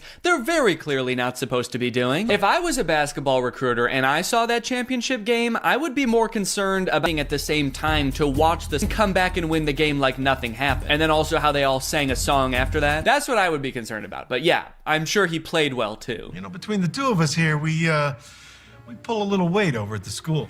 Well, time flies. when you're having fun. I'm not really sure what prompts that reaction. They're like, you know, we could do a lot of great things for your future. We really want to help you, Troy. And he's like, I don't know. I'm getting the fuck out of here, guys. See ya. If that were Mr. Bolton there instead of Troy right now, he'd be barking like a dog. Pay's dad let me play a few holes and then invited me to dinner with some U of A alumni. Really? Oh, wait, Troy's dad is fixing up a car. Look, he has other hobbies. Good for him. Granted, he is propping up the hood of the car with a basketball, and there's more basketball and hoops in the background. And I do kind of feel like if we could see what he's working on, there would just be 5 basketballs where the engine is supposed to be, but it's a step in the right direction. Troy's dad, surprisingly, is all for Troy going for the basketball scholarship. Nothing wrong with keeping your eye on the prize. And that's great. I totally agree with that. Troy should capitalize on these opportunities he's been given, but he should try to make his girlfriend and his friends a priority too. However, that is not what Troy does. This song is great, but tell me why at the end of the song, Ryan and Chad are wearing each other's clothes. Because they don't ever address that. It's such a confusing part of the movie. Why did they change clothes? When did they get naked? So I was confused about this, so I actually went looking and I found an article where the 2 actors explained what happened. The outfit swap was actually suggested by director Kenny Ortega. Quote, he had the on-the-fly idea at the last minute, Blue said. We had already done one take of that scene and he did the usual thinking gesture and said, switch outfits. Bro was cooking. Bro was, I don't know what he was cooking, but bro was cooking something. Hey. Well, you missed out on a fun night. Hell yeah, dude. You know, powerful lyrics aside, I actually have no clue what he's decided on at the end of this song. He's kind of just like, you can bet on me. I'm gonna end up on top. I got this. And it's like, what are you actually gonna do, though? Are you gonna get Gabriella back? Are you gonna do the talent show? He's like, no, I was just gonna stand on top of this mountain for the rest of the summer, actually. No one can be mad at me up here. The end of this movie is messed up. Sharpay actually turns her act around. She previously got the Wildcats banned. God, it's gotten too bad. I gotta step in. Everybody one for all and all for one. The last song of this movie is called All for One. I don't know, I kind of feel like they lost a little bit of inspiration at the end here. Kind of feels like they forgot what moral they were working towards for the end of this one, and they were like, and we're all together in this one also. And the movie ends with Gabriella wooing several times while looking over at Troy for approval. And that's the end of the movie. And now I'm very excited to watch the 3rd movie. But before I do, there's something I need to address. I feel like there's something deeply wrong in these movies. And I feel like I'm finally starting to get a handle on it. These movies, like, they don't really feel like musicals. And it took me a while to figure out why. So to explain it to you, we're gonna have to go back to medieval Europe. In a French town in 1518, some 400 people became inexplicably overcome by an urge to dance. They did so for weeks on end. This dancing plague, as it was later coined, lasted for months and only ended when participants were either so exhausted that they collapsed or so exhausted that they were dead. Authorities tried to stop the dancing, even hiring musicians to play vigorously to try to help them get all the dancing out of their system. This, of course, made things much worse. This event has baffled scientists and historians for years, but many believe it could be the result of a particular type of food poisoning. Yeah, crops like rye can end up growing a type of fungus that basically makes you crazy. Could it be that this is what's happening at East High? In the High School Musical universe, the characters, they sing and they dance, and at first you might think this is just like any other musical. Realistic depiction of how they're feeling. But a closer look reveals something shocking. Like at the karaoke party. Now you might think that a moment like Get Your Head in the Game is totally different. You know, that song doesn't really exist within this universe. But what is Troy's ringtone in the 2nd movie? But how could an entire school become poisoned by a rare fungus? This man, who convinced us he had relevant qualifications, believes it could have been a certain freaky genius girl. It could be that by growing a fungus in a lab, Gabriella was able to manufacture a sort of singing and dancing craze to control Troy, who I'm pretty sure would have never done all of that stuff had he not been under some kind of drug-induced hysteria. After all, Troy is so cool and singing is for weirdos. So it could be the fungus, or maybe Gabriella's some kind of fucking witch. The High School Musical bonus soundtrack. You love High School Musical hits like Get Your Head in the Game. Well, now's your chance to own the extended extended soundtrack, featuring songs that didn't quite make the final cut, like Coach Bolton's Crisis. What's up, guys? I'm 16. I'm the new player on the basketball team. I'm really excited to play. Yeah, Mr. Bolton, we know it's you. And Gabriella's on the news. A little boy drowned in the pool. Oh no. A little boy drowned in the pool. No. Where was the lifeguard? Having a picnic. And a preview of the finale song from High School Musical 3. We're all friends together with each other. We're all together at the end again, and we're friends. We're still friends. And classmates. We go to school together. We learned a lesson, and now we're gonna switch clothes. Gift from the guy. High School Musical 2 broke the premiere record that the first High School Musical had just set. Instead of 7 million viewers, this one had 17 million viewers. So of course, they had to make a third one. High School Musical 3, Senior Year. The only one in the franchise with a subtitle. Now, outside of the fact that they're all seniors in this movie, which I can tell by the title of the film, I actually know next to nothing about this one. I've never seen it. Yeah, I know I made it sound like I was a really big High School Musical fan, but by the time the third one came out, I was 14. And unlike the first two, this one came out in theaters. And as a freshman in high school, I was much too embarrassed to ask my friends if they would go see a High School Musical movie in theaters with me. So I decided it would be way less embarrassing if I waited until I was 30 years old to watch it for the first time in front of millions of people. And we're back at East High, baby. Zach's playing basketball. There's a dog in the crowd. Is this an Air Bud crossover? Zach's like, oh, my head's just not in the game tonight. Can we get in the sub? This gold lab comes in and just slam dunks it a couple times. The movie opens on the Wildcats with their backs against the wall. It's the championship game. They're behind, and there's only 16 minutes left. Whoa, Mr. Bolton rocking a middle part. That's new. Mr. Bolton gives a speech about how there's only 16 minutes left. There's 16 minutes left. And then they sing a song about how there's only... You are not a champion. So Marmaduke is like, you know what? Screw it. I don't need you. And he decides to set off on a journey to show him what a real champion can do. He runs to China. And then he runs to Egypt. And then he swims in the ocean. And then he goes home. And I guess that's pretty much all the training he needs. I don't know why he is still so focused on the dog show after that. Marmaduke's like, yeah, I climbed to the top of Mount Everest and then swam to the bottom of the ocean so that I could hopefully compete in an obedience competition at a regional level. I hope that I do okay. It's like, no, all of the things you did just then are like infinitely more impressive than a dog show. At least that's what I thought until we get to the dog show and we see what other dogs do during the talent portion.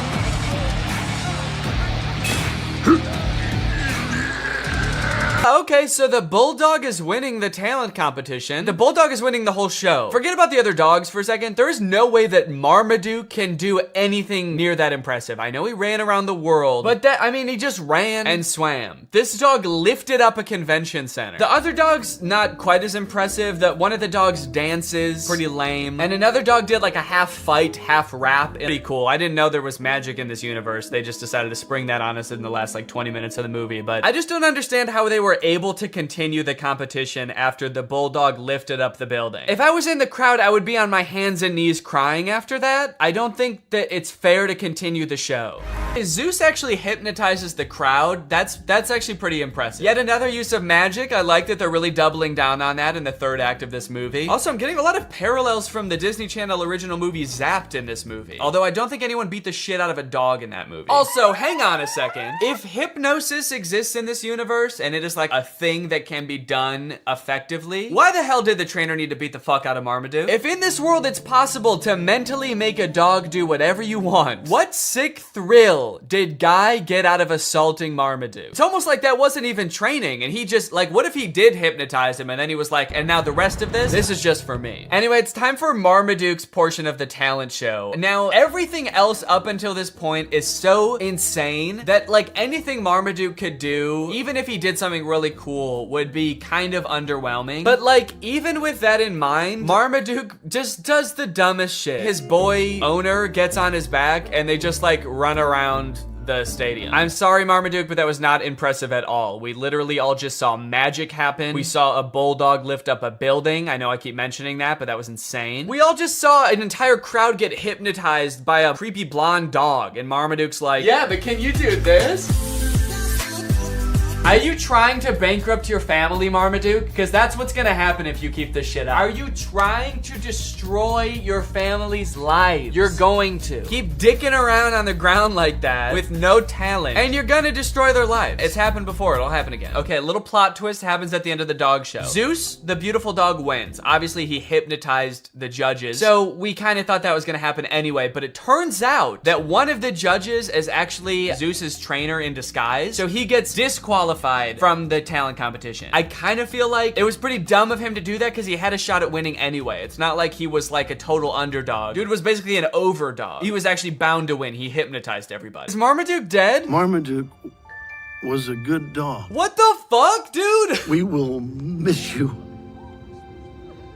very much. Okay, they're spending way too long on this if he's not actually dead. He should have come back alive by now, probably. Is there still time to hit the awards banquet? Jesus Christ, dude. You have to admit, if he did die, that would be objectively the funniest ending to this movie. Marmaduke doesn't win the dog show, and then he dies. And then everyone's really sad, and then the movie ends. In my head, when this was happening, the first time I watched this, I was like, please roll credits, please roll credits. It would be so fucking funny if Marmaduke dies. Oh, fuck, he's alive. Anyways, if this movie couldn't get any worse, it ends with an original song by Pete Davidson about being a dog. I'm the biggest dog around, the greatest Dane in the whole darn town, but my family doesn't understand. I gotta eat, it's my command. Did they give Pete Davidson 40 seconds to write this song? All right, Pete, it's time to record the ending song. What ending song? You guys didn't tell me there was gonna be an ending song. I don't know, man, you tell us. Hit it. All right, well, yeah, that's Marmaduke. Let me know what you thought, and now it's time to talk about our sponsor. Hello. Guys, did you know in the US it's legal for your internet service provider to sell your data to other companies? They can sell it to ad companies. Heck, they can sell it to whoever they want. This seems pretty screwed up to me. I don't know why this is legal, but what I do know is that Marmaduke is probably responsible. Luckily, today's sponsor, ExpressVPN, puts a stop to this by rerouting 100% of your network traffic through their secure encrypted servers. Those are servers that are both secure and encrypted. ExpressVPN also masks your device's unique IP address, making it much more difficult for like big tech companies or advertisers or really strong dogs from tracking you and matching your activity back to you so they can collect your data. There's a ton of great reasons to use ExpressVPN. You can unblock content that's not available in your country. For example, the movie Whiplash is not available on Netflix in the US, but with ExpressVPN, if you change your server location to the UK, it is available. They have 24/7 customer support, the fastest speeds, consistently faster than other VPNs, and it's easy to use. You can fire it up and get going with just one click. I've got ExpressVPN on my computer and my phone, pretty much every device that can have it in my house. So find out how you can get 3 months for free by visiting expressvpn.com/Danny Gonzalez. That's expressvpn.com/Danny Gonzalez. Thank you to ExpressVPN for sponsoring this video, and thank you to you guys for checking out our sponsor. Please get out from under my desk. All right, guys, thank you for watching this video. If you're new here and you're not subscribed yet, make sure you subscribe and turn on my notifications to join Greg. Is that in focus at all? Greg, join Greg. Greg is what I call my fans here on YouTube, my fan base, my audience. But we're more than that, you know? We're a family, we're an army. We are one guy named Greg. So if you want to join, then turn on my notifications and subscribe, and I'll see you guys next time. Bye-bye. What's up, Greg, and welcome back to another episode of A Grown Man Spends 20 minutes making fun of a movie for kids. You may have noticed something a little bit different.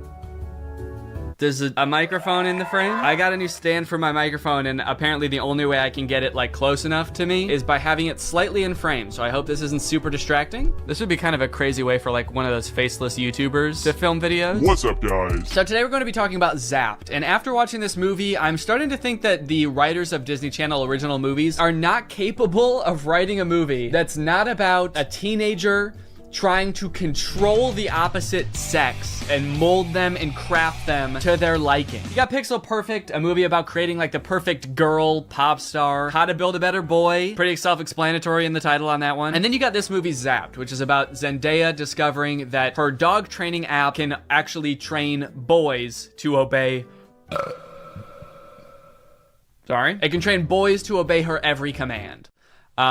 It's not actually Zendaya. She's not playing herself. It's Zendaya's playing a character named Zoe. I think that's probably pretty clear, but I just wanted to clear that up. This movie is full of dark magic. I'm convinced of it. There's something deeply sinister going on in this movie. I don't know what it is, but I'm gonna figure it out. Let's go ahead and watch it. The movie starts out with Zendaya's character Zoe. She is the most giving person I know. Her speech starts off sweet, but then she immediately just starts like kind of complaining about having to live with 4 new guys because they're stinky. 4 guys, and their mysterious odors that they always blame on the dog. Yeah, she sort of takes the opportunity to complain and just make her mom, I guess, like feel bad for marrying a guy.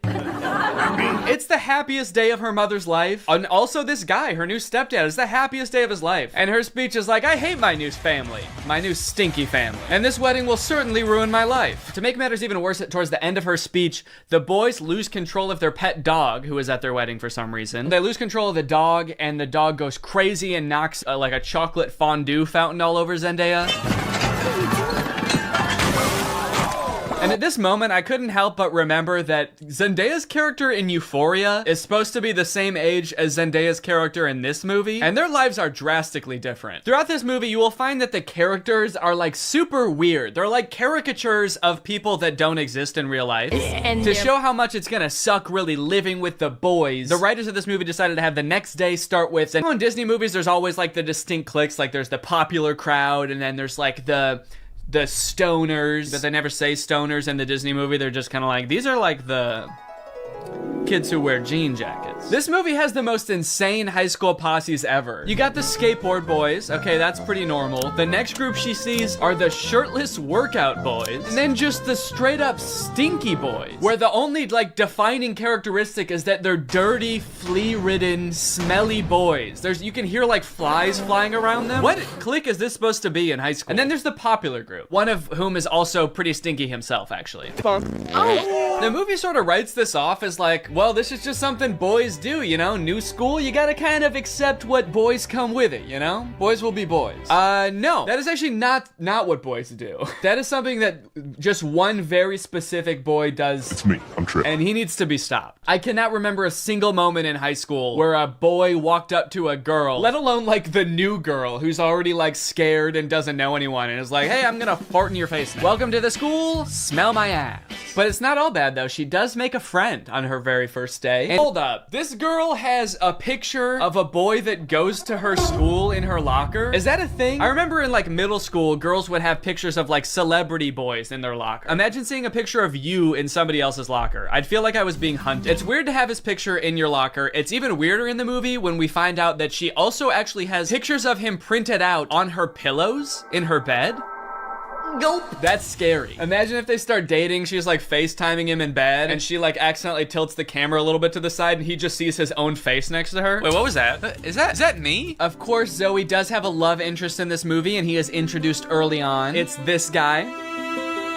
Every boy in the movie is depicted in a negative light except this guy, because this guy, he's not like other guys. Oh, he really is different than all the other guys. He knows about praying mantises. Most guys around this school don't know shit about bugs. Yeah, the movie really seems to depict this guy as like the way that guys should be. Guys shouldn't be stinky and messy, okay? Guys should wear beanie and sunglasses and know shit about bugs and be 35. I know I talk about this in like every Disney Channel original movie video that I make, but this guy literally looks like he's 30. Maybe he was held back for being too cool or not not being stinky enough. That seems to be a requirement at the school. He went on stage to accept his diploma, and they shook his hand and they were like, wait a minute, why isn't your hand sticky? Actually, there's no flies flying around you. Get out of here, dude. Yeah, I don't know, man. This just comes off as creepy to me. I guess this is supposed to be romantic, but it's not really romantic to me. Just scary. I can see inside you. Another one of the plot lines in this movie is that Zoe wants to join the dance team, but the girl who runs the dance team is like the popular mean girl. She doesn't want Zoe on the dance team because she's too good at dancing and it's gonna make her look bad or something. Anyway, by now you're probably wondering, when the frick does this app thing happen, right? When the frick does Zoe discover that the dog training app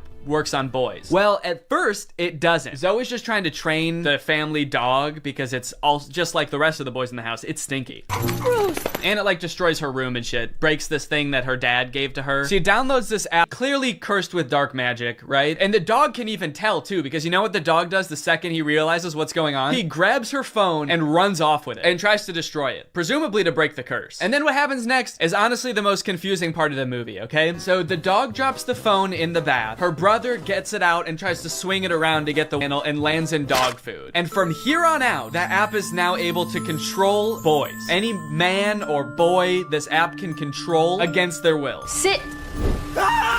And at first, while watching this movie, I didn't even think it was that weird. I didn't even give it a second thought. I was just like, okay, yeah, so something magical happened and now it can control boys. That makes sense. But like, what? What happened to the phone? I don't understand how solar panels and satellite dish changes the app from dog-based to man-based. Like, you'd think at the very least something having to do with like men would happen to the phone. Like the phone lands in like a bucket of buffalo wings or like flies through a football field. I'm just curious to know if that fucked up other apps on the phone or if it's just the dog training app. Now, whenever a boy likes one of my tweets, he goes into a coma for 3 years. And don't even get me started on the weather app, because every time I check that, boys start falling from the sky. Anyway, let's just say now that she's got the ability to control boys, she has a little bit of fun. Boys are acting weird. Dude, he farted twice in midair in such rapid succession. They added in 2 fart sound effects. Kind of impressive. I'm trying to imagine how she's gonna use the app to get herself out of this one. Stop farting. Take it back. Take the fart back. Suck it back up into your ass. Oh, how am I doing this? But no, she just uses the app to utterly humiliate him in front of his friends. Ah, that's funny. Girls are catty. What the fuck does that mean? Boys are dog-like? What the hell? I mean, I guess in this universe they kind of are. They're like flea-ridden, mangy boys. Why do we smell like we smell? So pretty much like the majority of this movie are nerdy gamer kids and tells them to like go do yoga instead of playing video games. Let's go do some yoga. And her brothers, dude, don't even get me started on what she does to her poor brothers. I'm taking the brothers' side, all right? They did nothing wrong. Her poor brothers were just living their lives until Zoe moved in and tries to fix them. Be clean. Holy moly, it's filthy in here. Her messy brother, she tells to be more clean, which turns him into this like hyper-hygienic husk of his former self. I use sponge and soap and paper towels and a power washer. For the rest of the movie, he's literally he's scrubbing everything frantically in a panic. Anytime there's a mess, he's like, I gotta clean it up. She tells the gross cooking boy to cook less gross stuff. Start making less gross food. So he's like cooking 5-star meals for the rest of the movie. And then the oldest brother, she tells him to be more focused. Boy is just like focused on inanimate objects for the rest of the movie. He's just like staring at a lamp or at the basketball net. She turns her own family into like mindless zombies. And she's like, this is better. This is nice. It's creepy, dude. It's eerie, this movie. In all honesty, dude, this show walked so that WandaVision could run. This is basically WandaVision. In fact, since they're both owned by Disney, I wouldn't be surprised if this was in the same universe. This is like a prequel to WandaVision. This is where she gets the idea. It's kind of funny how low the stakes are considering the power that she holds. She could like take over Wall Street. She could get rich. She could make anybody do what she wants. Any man. She could fix every war. Create world peace. In fact, I think her friend says that at one point in the movie. She's like, we could end every war with this. And Zoe's just like, yeah, we could, but I simply will not. I think it's more important that my brother stares at a lamp for the rest of his life. That's kind of the shit I'm on. The rules to this movie, the lore does not make sense. I guess that's just how Disney Channel movies go. In the end, everyone sort of learns that like, hey, girls have things that girls do that are weird to boys, and boys do things that are weird to girls. And that's just how we need to leave it. Which in some sense I would agree with. Not in this movie, though. The boys are disgusting in this movie. They need to change something about themselves. I think that there could be some middle ground between her mind controlling them and them just being utterly repulsive. Anyway, the moral of the story is like Zoe realizes that she is not God and should not have unilateral control over everyone's lives, and they all live happily ever after. Well, guys, we may never be able to control boys using our smartphones, but you know what we can control? Our money. Thanks to today's sponsor, Current. Do a flip. Do a backflip. Sit. Speed. I love you, Father. Good boy. That's right, guys. Today's video has been sponsored by Current. Current is the future of mobile banking. You guys have heard me talk about how awesome Current is before, how flexible they are, how transparent they are with things like no hidden fees. But today, I've got something new to talk about, and that's interest. Because Current just launched a new feature called Interest where you can earn 4% APY on your money. That's 4% for your money literally just sitting there. That's right, you don't gotta be throwing money at the stock market or buying NFTs and investing in cryptocurrency to get some return on your money. With Current's interest feature, you literally just get 4% for your money just sitting there. And as if that's not already enough reason to start using Current, I am once again going to be giving away $5,000 with Current's help. So go ahead, download Current, make an account, use the code DANNYINTEREST for a chance to win, and so you don't miss out on that 4%. Signing up for Current is totally free to do. You can do it right now. So honestly, there's really no reason not to. All right, well, thank you to Current for sponsoring this video, and thank you to you guys for checking out Current. They've been a long-time sponsor of the channel. They've helped me do some amazing things, so make sure you check them out. And goodbye. Bye. All right, guys, I'll admit I am very late to this topic, potentially even like a month late, depending on when this video comes out. But in my defense, I'm a dad now, all right? I have a baby. He's 5 months old. I have better things to do than sitting here talking to a camera alone in my room. Like watching Jason Nash live stream on TikTok. All right, Sandra, thank you for the money. Kevin, thank you for the money. Can you guys send me $1 million? Turns out I can do both at the same time though, so now I'm here. If you've been on TikTok lately, there's a good chance you've seen former Vlog Squad member Jason Nash constantly live streaming, compulsively urging his fans to send him money. I know I have. A lot. This man is constantly live. Here we go, 118. Guys, don't forget to follow my podcast, All Good Things Podcast. We just spoke about it. We need... If you enjoyed that 30 seconds of silence, guys, make sure to go check out my podcast. You're gonna love that. It's completely silent for an hour. Like me, a lot of people were pretty confused to see this. At one time, Jason Nash was a part of the most popular group on YouTube, and now he's battling the Joker for gifts on TikTok. What a way to start the day with Tommy Coach. Tommy, thank you so much for being here. If you've never seen one of these TikTok gifts battles before, basically there's two creators and you send gifts to the respective creator that you're watching. This bar at the top indicates who has the most gifts, and when time runs out, whoever has the most gifts wins. Their prize? All of the gifts that they got during the battle. And then the second place person also wins all the gifts that they got during that battle. So needless to say, there's a lot at stake. This is a live stream where Jason is actually battling his wife, Naveen. Why don't you come down in the room? I'll let you in. You can come back in the house now. Yeah, come back in the house, man. You look like Batman standing over the city. Now, hang on. If they're married, aren't the gifts just going to both of them? What kind of charade is this? Now, at first, I kind of assumed that most of the people watching these live streams were children. And I was like, ooh, that is super weird, just like asking children for money. You're basically just asking them to steal their parents' credit cards. In a way, I sort of thought of Jason Nash as like a babysitter, but he's also babysitting 1,000 other kids. And if you start choking, he's not gonna call 911 because he can't see you. But after tuning into a few of his streams and actually like clicking on some of the profiles of people watching, I realized that it's actually mostly adults, which was very surprising to me. Guys, what are we doing here? Stop that. I promise you there are like 1 billion other better uses for your money than helping Jason Nash's wife crush him in a gift battle. Fun as it may be. The reason I wanted to make this video is because I think that it's kind of a very interesting look at the career span of a creator. It's a pretty new career, all things considered, and like nobody's been a full-time online creator for 40 years, so we don't really know how long this career is supposed to last or how it will evolve over time. So I think it's worth looking at why Jason Nash is here. Between the years of 2016 and 2020, David Dobrik was seemingly at the top of the YouTube ecosystem. What started as David just sort of goofing around and filming his friends as up-and-coming content creators quickly turned into partying all the time, collabing with huge celebrities, huge giveaways, and giant sponsorship deals. And if you didn't watch the vlogs around this time, you might think that David was like the biggest part of them, but it was actually more his friends doing the heavy lifting. David was always behind the camera, and sure, he would laugh a lot, and you'd hear him laugh. But I really feel like the reason people tuned in was sort of to live vicariously through David and experience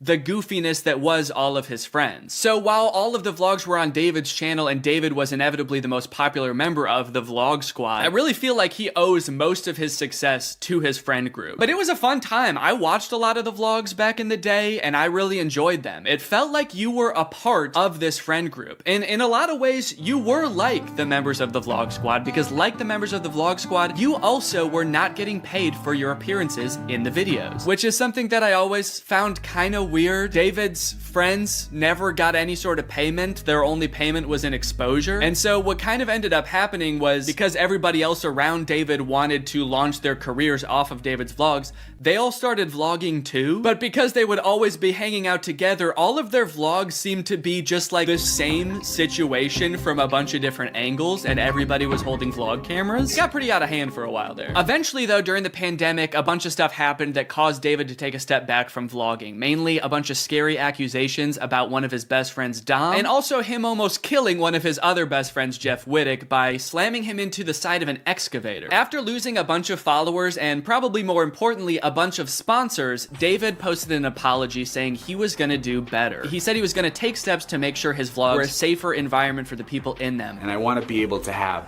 a place of checks and balances. I want to have HR. If he had to choose between quitting vlogging or doing it safer with an HR team, he was gonna do that.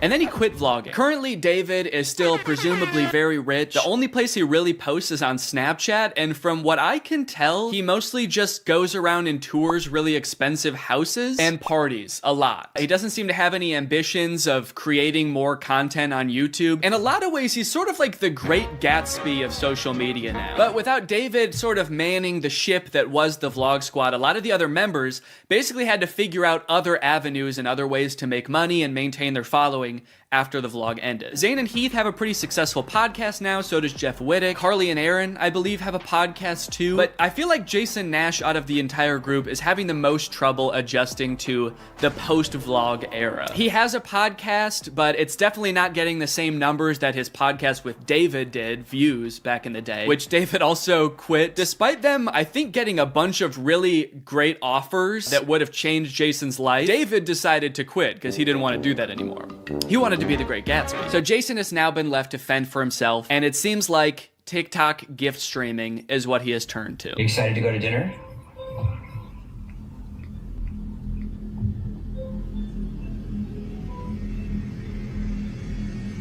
Man, this is content, baby. This is crazy. I didn't know all you had to do is just sit there and stare at your camera and people will just send you money. Why did I write this whole video? So a lot of the response has obviously been kind of cringing at this feeling that what he's doing now is very shady. And I mean, he's not really harming anybody, I guess. It does seem like it's mostly adults sending him money. Obviously, there's always going to be kids online stealing their parents' credit cards, so that's not great. I do get kind of a shady vibe from it just because there literally is no content for you to consume except to send him money. Like, the whole point of this stream is to see how much money Jason can make without having to do anything. That's like the point of the stream. Melanie, thank you.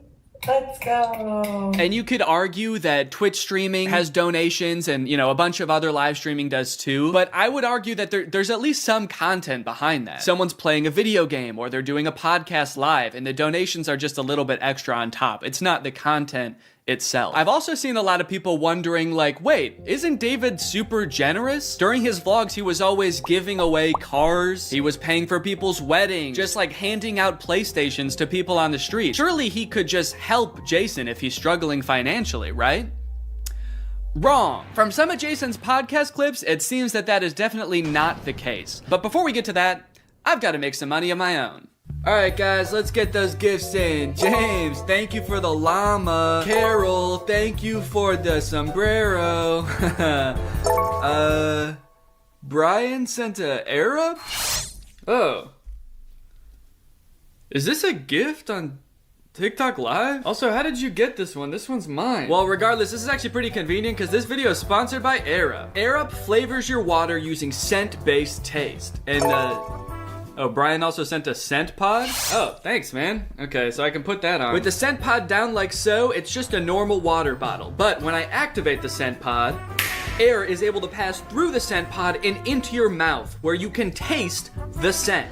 Send me money. I like to bust out my air up while I'm getting work done. It gives my water a little bit more which is what I need when I'm trying to focus. This one right here is lime, and it is excellent. Someone said, come to Brazil. I'm busy. Air up is a unique hydrating experience. You can't get this anywhere else, buddy. No chemicals, no sweeteners added to the water, just plain old water into my plain old mouth. The scent pods come in a variety of flavors. I really like the lime and the peach. My editor, Jake, is really fond of cherry. So no matter what kind of flavors you like, recognizes the kind of bird. Ooh, wait, that's actually kind of cool. It's kind of cool. Maybe if it sees a squirrel, it won't like put anything out. If it sees a squirrel, it shoots it. Okay, yeah, look at the birdseed comes down. Your little camera looks at him, says, blue jay detected. Wow, that's actually kind of cool. That's great. I could definitely find someone that wants to use this. In total, there were 34 boxes, and without making a single dime yet, we had already spent 55 minutes taking it all out of the box. I'm not going to show us unboxing every single item, but if you're curious, here is a list with all 34 items we unboxed. Battery low, your GoPro will automatically power off. Wow. That's weird. Perfect timing. Do I have a rectangle on my head?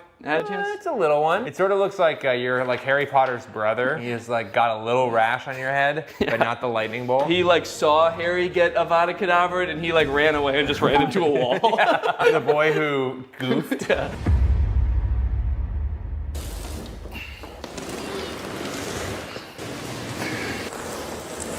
That thing is heavy as hell. I want to get this stuff listed on Facebook Marketplace as fast as possible, so I'm going to take inventory of everything in this box, look it up on Amazon, and find out how much it costed. That way I can list it on Facebook Marketplace for a fair price. And this will... People just walk away from those videos being like, wow, that guy who played that kid in Victorious is kind of an asshole. Also, one of the weirdest things about this is he also posts all of these TikToks on Instagram, and he's verified on Instagram, which seems very weird because literally all he does is pretend to be other people, and somehow that gets him verified. But he does, in fairness, also say jokes and satire in his Instagram description. So when Instagram verified him, what they're saying is, don't worry guys, this really is the guy who pretends to be the guy from Victorious. If you're wondering if this guy really is who he says he is really the guy that pretends to date Selena Gomez. They do get a little bit creepier though. This one is like that sound that's like, back in the day, me and you, baby, we used to have fun. And it says, my mind when I bump into Ariana Grande when she's with her husband with like a emoji. Imagine this guy that Ariana Grande's never met before bumping into her in public with her husband. Remember me?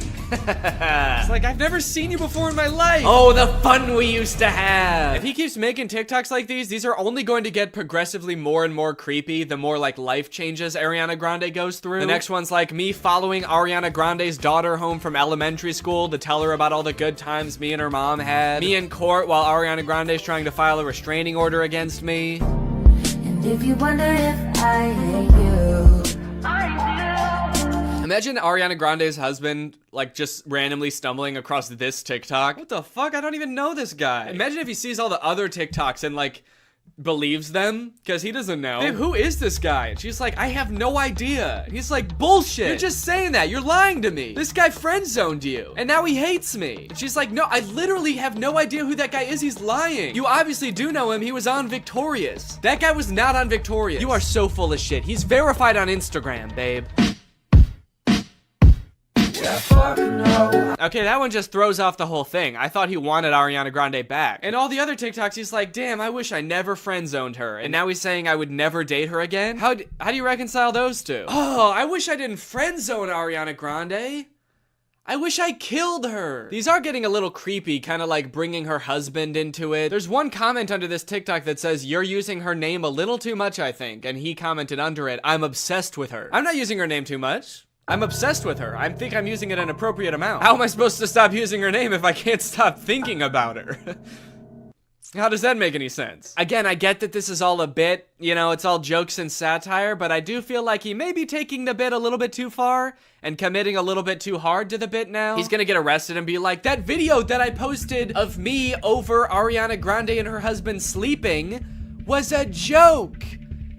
I was making fun of someone who would do that. The knife in my hand was a goof. You wanna know the craziest thing about this? Is all this dude does is pretend to be other people and pretend to be related to other people. And he has 1.7 million followers on TikTok. You know John Legend? Like an actual famous person just started a TikTok. You know how many followers he has? He's got 1.6 million followers. He's got less followers than someone pretending to be related to somebody famous. Dustin Tyler has 4 times as many followers as the actual guy from Victorious. Matt Bennett has 400,000 followers, and a guy pretending to be him has 4 times more. It's like, how do you get more followers by making TikToks about being like related to somebody than you do by being that guy. He hasn't just pretended to date celebrities, he also has pretended to be Keanu Reeves' son. People, tomorrow morning, 10 a.m., Santa's coming to town. And a lot of them have this kind of theme where like people and like potential girlfriends only like him because he's Keanu Reeves' son. And I just think it's kind of funny that in this fictional world where he can make up anything, he picks such a sad reality for himself. He picks these worlds where like he turned away the love of his life, Ariana Grande, and now he's bitter and he despises her husband. And he picks this world where Keanu Reeves is his dad, but like he can't really be sure if anyone actually likes him for him because everyone's just so obsessed with Keanu Reeves. He's turning his life into a tragedy.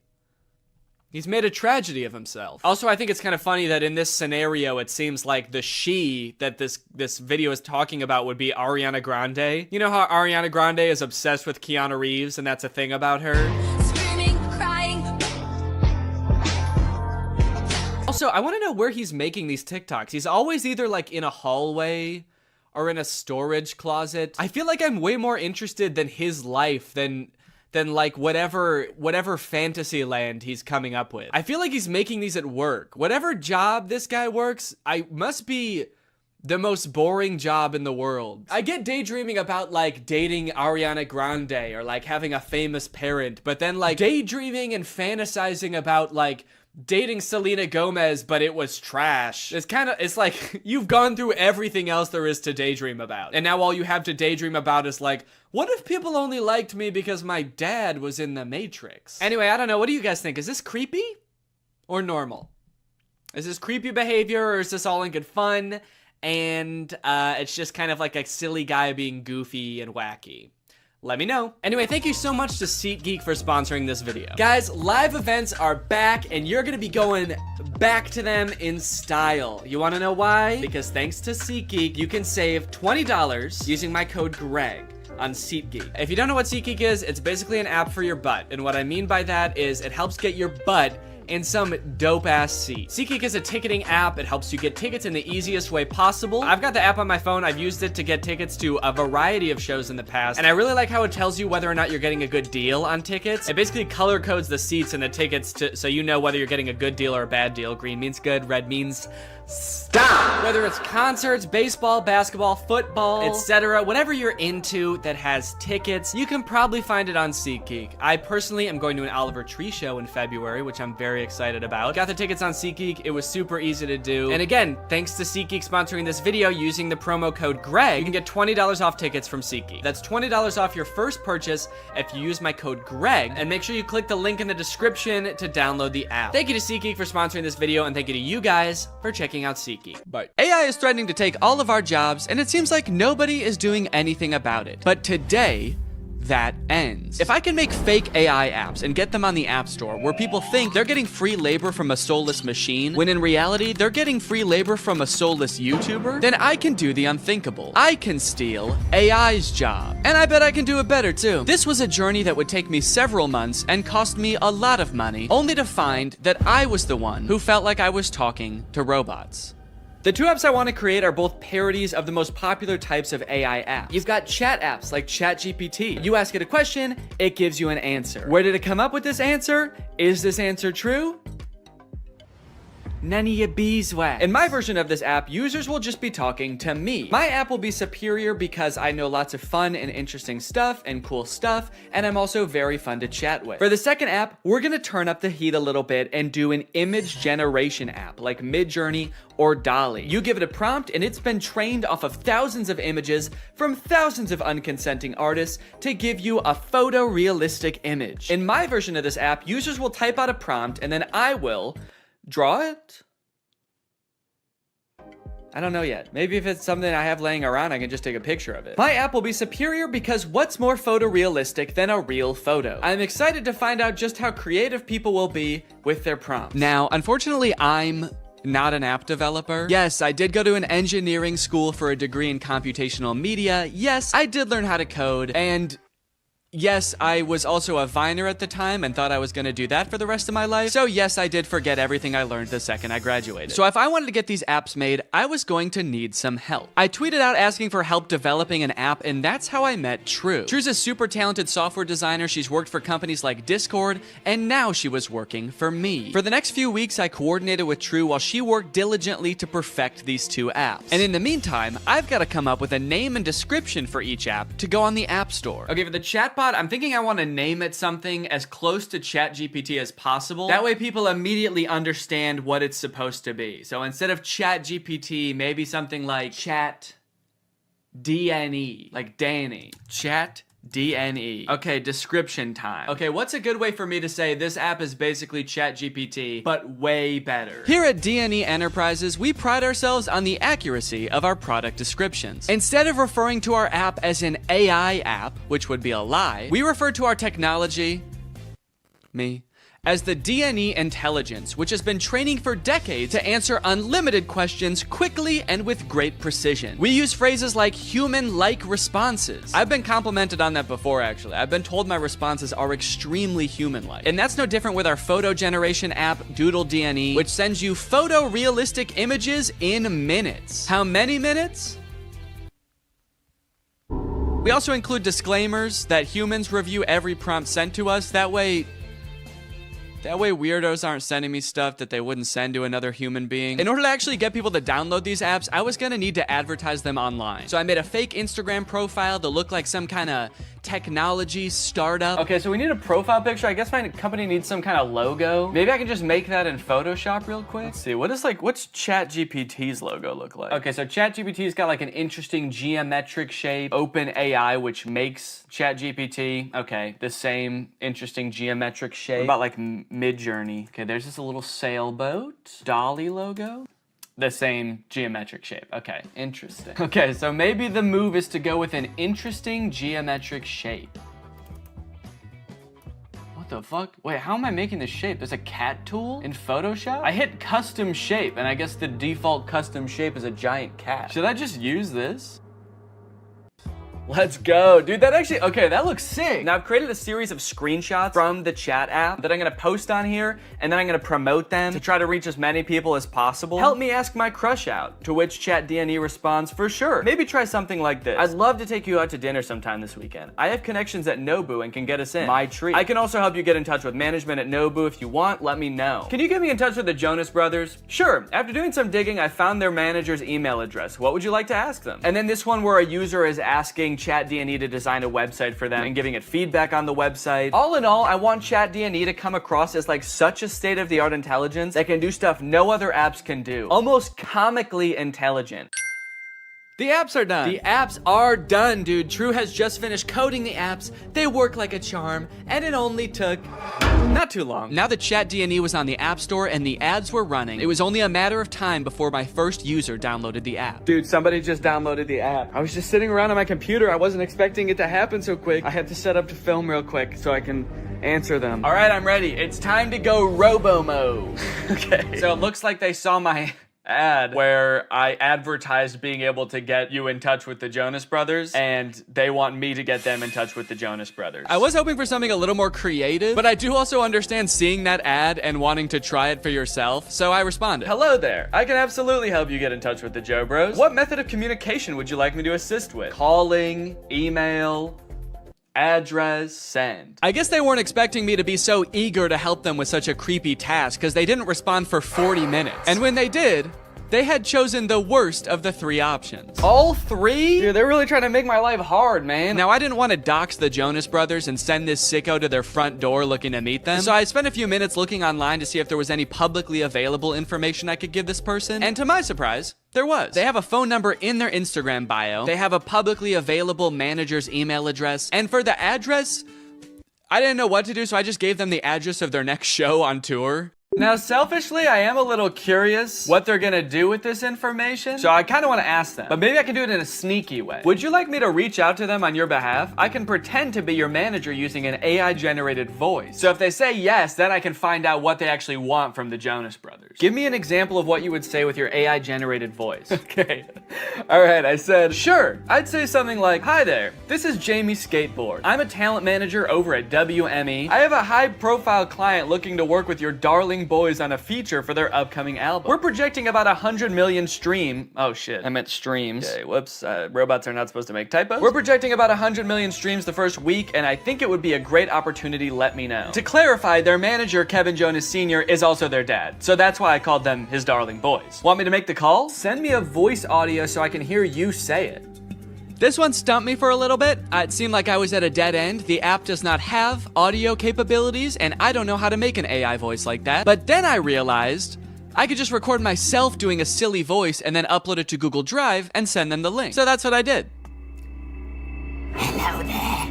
This is Jamie Skateboard. I'm a talent manager over at WME. So I think it would be a great opportunity. Let me know. Dude, I can't believe that voice came out of my body. Sure, you can listen to the recording here. And then I sent the Google Drive link. Oh, what the hell? Make it sound more seductive. This is Jamie Skateboard. I'm a talent manager over at WME. Perfect. They did not respond after this, but that's okay because we just got another user. His name is Davis, and he asked, can you get me in touch with Lady Gaga? Is that all people want to see from this app? Okay, this time I'm gonna say, of course, I will call her right now using my AI-generated voice. What do you want me to say? I'm putting this person on the spot right away. I'm calling her. What do you want me to say? None of this beating around the bush. Okay, he says he wants to tell her this is your biggest fan.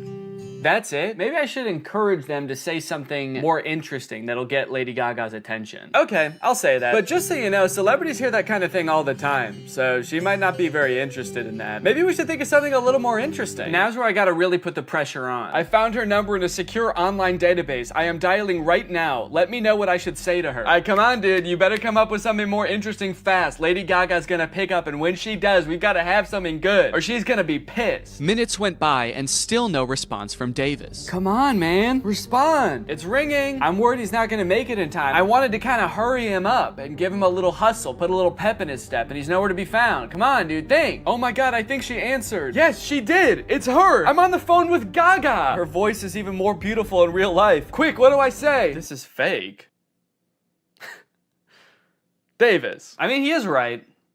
This is fake. Davis, I have Gaga herself on the phone right now. I'm stalling her while you come up with something to say. What do you want me to say? I'll send you a recording of the call when this is all over. Just tell me what to say. I gotta stop volunteering to send voice messages. That takes way too long. But even the promise of a voice message from his idol couldn't get Davis to respond in a timely fashion. Well, gang, I think it's safe to say Davis has missed his chance to speak with Gaga. She hung up, bud. I did tell her I was her biggest fan while I was waiting for you to come up with something, and she actually seemed more interested than I thought she would, so I'm sorry for doubting it. Hey, I got a hate comment. Someone commented on my web design ad, stealing jobs. Stealing jobs? This is my job. Now, should I just delete the comment or should I respond? Okay, what if I just say, hey, don't tell people that. It's a secret. That's right, you can't argue with that. The old, stop, don't tell them. Okay, someone commented on one of my Instagram posts and said, will it stop saying, but we recommend you speak with a doctor before? Because I've asked the AI to stop with the disclaimers, but they don't. It does kind of sound like this person actually needs to see a doctor. Okay, I'm gonna say this app contains no disclaimers. Let loose and have fun. But also, if you need to go to the doctor, you definitely should. Oh, okay, we have a new type of interaction alert. Can you write essays that stay undetectable to AI detectors? I did not know there were AI detectors. Absolutely. I was designed to be like no other AI on the market in this regard. True. I was designed by my parents to be a human. Want to give it a shot? I asked, hoping to do something else besides connect people to their celebrity crushes. Okay, write me a quick essay on the history of Honda Civics and I'll put it in a detector and we'll see what happens. This is about when I remembered that I hate writing essays. How the heck am I gonna do this? I don't know why I would make a fake app where there was a big possibility that I would have to write an essay. So I started reading an article about the Honda Civic on Wikipedia and just like paraphrasing it. And I got like half of a paragraph in and then decided, you know what?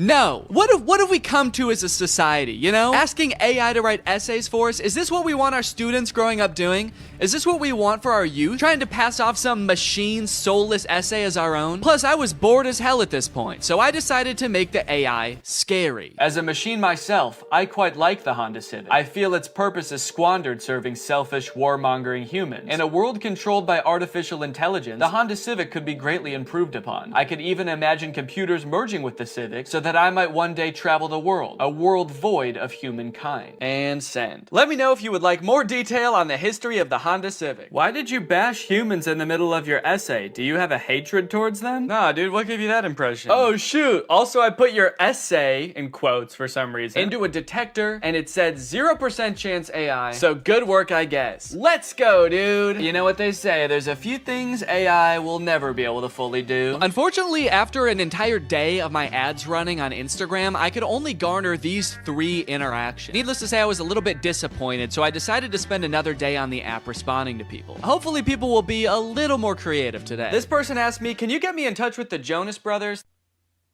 OpenAI, the creators of ChatGPT, if you're watching this, do not ever implement a feature to contact the Jonas Brothers. They will never know peace again. I also met an evil, insane person. Their name in the app is Killer Keem Keem, and they wanted me to make them a website for a sports drink. They wanted it to look modern and use vibrant colors. So I sent them a link to a picture of a bunch of Gatorade bottles and said, here you go. What do you think? They did not like that. They started calling me mean names. They accused me of stealing the website, to which I responded, whoa. At least I'm not stealing jobs from real website designers. And that's when they got racist. They said, motherfucker, tell me some racist shit. Some dark racist jokes, you little shit. I was feeling pretty hopeless for the future after interacting with people on ChatDNE. But hey, I had a whole nother app to use, and maybe Doodle DNE would change my mind. To market Doodle DNE, I wanted to get a little more creative, to hopefully pull in a new crowd, more indifferent to the Jonas Brothers. So I took a couple pictures, I photoshopped them to show what the app was capable of, but I also wanted to make a video to show off Doodle DNE's full potential. That's when I remembered Cameo Business. It's basically like Cameo, where you can get any celebrity or former Bachelor contestant to wish your friend a happy birthday, but for business. You can get any celebrity or former Bachelor contestant to wish your friend a happy McDonald's. Look at this, you got Kevin O'Leary from Shark Tank. You got Kate Flannery from The Office. Notoriously trusted source Kenny G. These would all be perfect options if they were not like $3,000, $6,000, $25,000 per video. John Roberts is $7? I mean, I don't know who that is, but it's still surprising. My name's John Roberts. I'm not really anyone. I've signed up to this app as a complete joke. However... Wait, this is just some guy. This isn't a celebrity. I know a celebrity probably would have been better, but a deal's a deal, and he did a great job. You've probably heard about AI-generated art. However, you have never seen anything quite like this. These were all generated by Doodle DNE. Okay, dude, we've got our first request. Just one user into Doodle DNE, and I could already tell the prompts were gonna be better. Emerald tablet of Thoth display. And then they responded again because I didn't respond yet, and they said, Emerald tablet of Thoth. What is Thoth? Oh, Thoth. So, okay, Thoth is some kind of Egyptian god? Oh, there we go, Thoth. Yeah, the Egyptian god Thoth. My first method of choice was to draw the prompts as they came in. I figured I could crank them out pretty quickly this way. Real AIs like these are a hot button issue right now, especially image generation ones. I've seen a lot of debate on whether these types of things are ethical. These AI models are basically made by companies who use other people's artwork without their consent to train their own AI to output images in that same style. I'm not an artist or a graphic designer, so I can't 100% empathize with how that would feel to have that happen to me, but I do think a lot of people are giving this technology a pass just because it's a robot and not a real person. If this was a person, we would all think that person was weird as hell. Picture your favorite musical artist. If a new artist came up on the scene and was like, I've been training for decades, listening to this one artist's songs, training my voice to be exactly like theirs, making instrumentals exactly like theirs, and writing exactly like them, and now I only release songs in their style. We would all be pretty put off by that, right? So why is it any different when some company is training some robot to do that? We'll put his name right at the top. Oh! Oh shit. You know what they say? AI is pretty bad at text. That's the thing I've seen in like AI image generators. It can be pretty bad at text, so it honestly makes sense that it would say Thuth. Here you go. One emerald tablet of... And I'm gonna... Oh wait, I said tooth.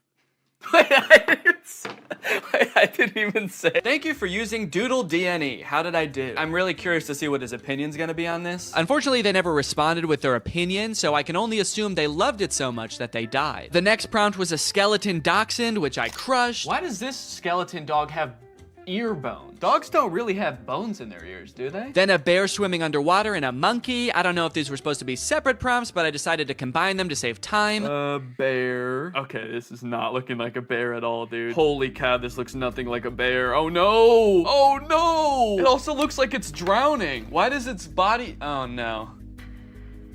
The bear died. This is the kind of bear that can't swim. And we will also make the monkey dead. Probably could have cropped that a little better. You can kind of see my desk in the background, but... And we'll send a survey as well. How did I do? I'm pretty proud of this one. I mean, for doing that so fast, that's pretty good. So far, nobody has responded to my survey at the end to tell me how I did, which is kind of disheartening. I just want a response back. It just feels like I'm getting ghosted by people now. The prompts were a little more creative, and in that regard, my faith in the human race was on the up and up. But also, I was doing all this work over here, drawing your weird prompt that you could have just Googled. But you don't even have the decency to respond to my message back and tell me you hated it. I was feeling pretty disrespected, honestly. At least until this next prompt. Drug baby and kamikaze lifestyle. That's the prompt. Drug baby and kamikaze lifestyle. Whoa, they sent another prompt. Red ruined planet with 2 alien astronauts. I've never heard kamikaze described as a lifestyle before. Like, I know it's a form of like warfare, but to live your life in that way, it must be, I mean, you can't by definition almost. Like, that's a very short-lived life. And I think it would be a little bit too graphic to include the baby actually performing the kamikaze. But, you know, this baby lives a kamikaze lifestyle. They might not be about to do kamikaze right now, but they just kind of live a lifestyle of someone who would, so. This time, I decided to take a picture of my hand holding up the drawing. That way, maybe my client could tell there's an actual person drawing these pictures. There's an actual person waiting for a response. Yo, they responded! Finally, somebody responds to me. They sent a bunch of laughing emojis and fire emojis and then called me Picasso. It worked. My strategy worked. Holding it up like a child proud of their artwork. Like a kamikaze drug baby proud of their artwork. So for the next few prompts, I decided to go even more above and beyond to try to impress my clients, hoping to get a response back. This time, I wasn't just gonna sit around and draw a picture. I'm a real human being. I have access to the real world. So whatever comes through the app next, I am going to go out and find it in the real world and take a picture of it. Crimson Castle on an Ivory Mountain. Okay, that prompt was a little bit more difficult than I was anticipating, but I didn't have any time to waste. I had to get the shot, so I sped to Walmart, I rummaged through their wares, and in no time, I had found a pretty suitable Crimson Castle and a not too shabby Ivory Mountain. There are fully some right there.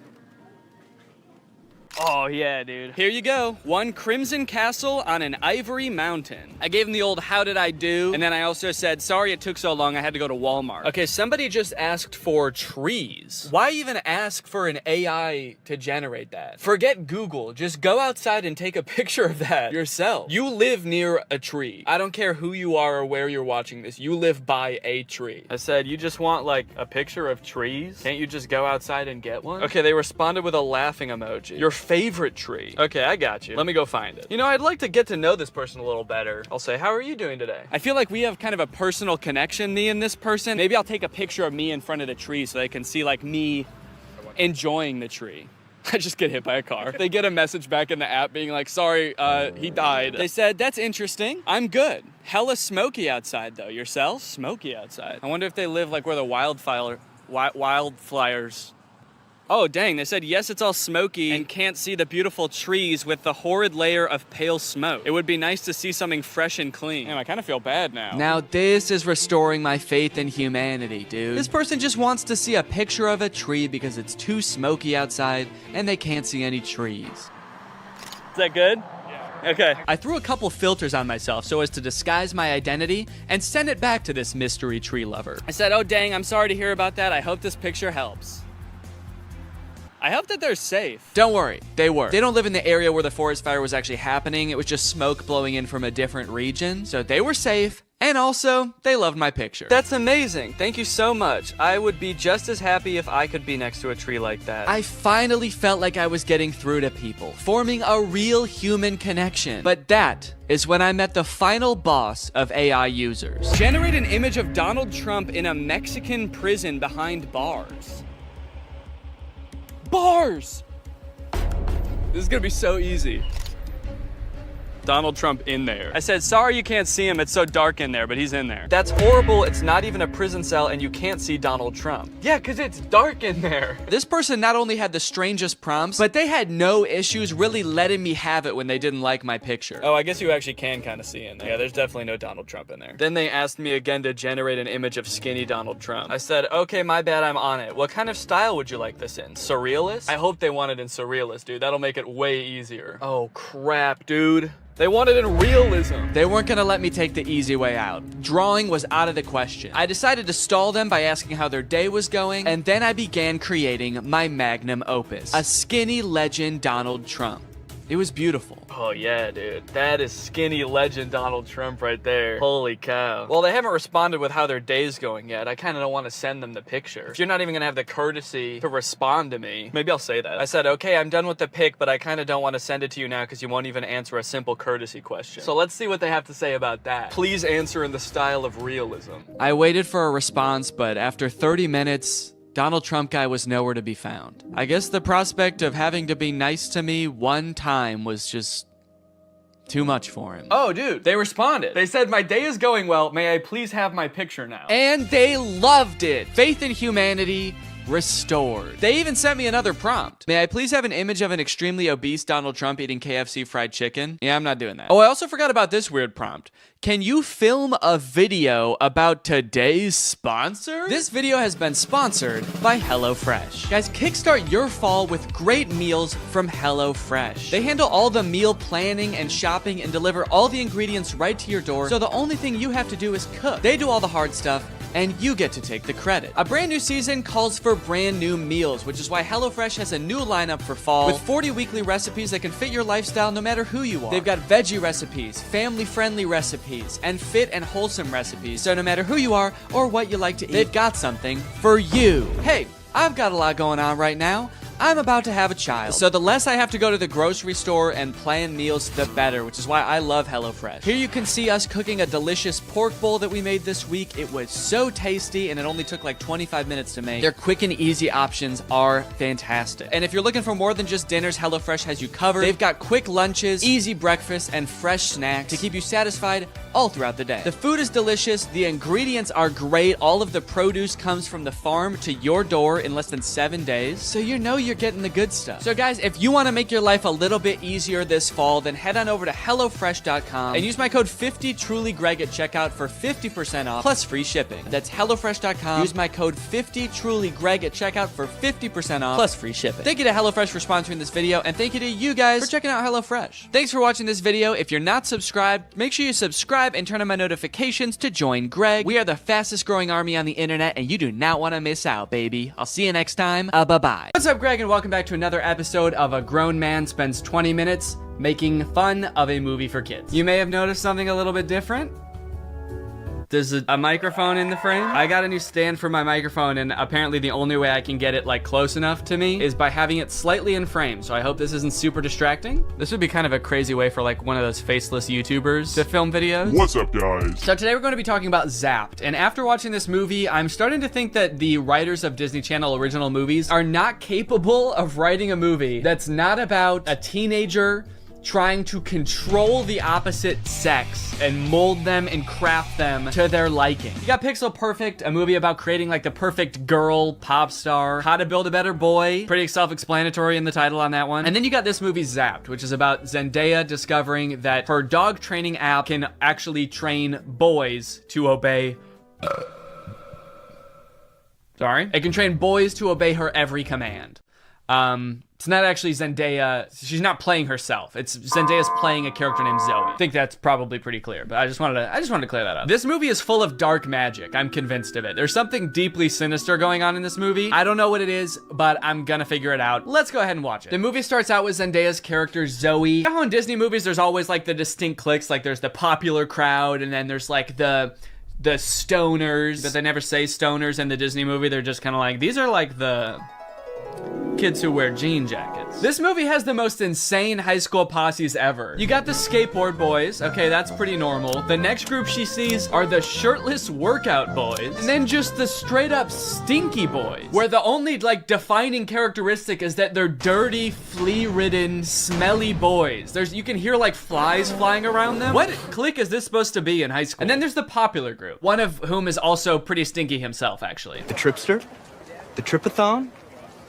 It's me. I'm Trip. Oh. Fart bomb. Oh. The movie sort of writes this off as like, well, this is just something boys do, you know? New school, you gotta kind of accept what boys come with it, you know? Boys will be boys. No. That is actually not what boys do. That is something that just one very specific boy does. It's me. I'm Trip. And he needs to be stopped. I cannot remember a single moment in high school where a boy walked up to a girl, let alone like the new girl who's already like scared and doesn't know anyone and is like, hey, I'm gonna fart in your face now. Welcome to the school, smell my ass.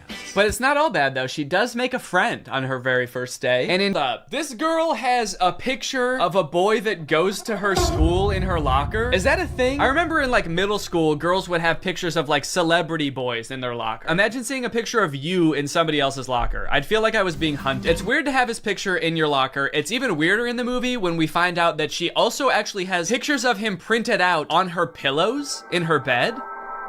Gulp. That's scary. Imagine if they start dating, she's like FaceTiming him in bed, and she like accidentally tilts the camera a little bit to the side, and he just sees his own face next to her. Wait, what was that? Is that me? Of course, Zoe does have a love interest in this movie, and he is introduced early on. It's this guy.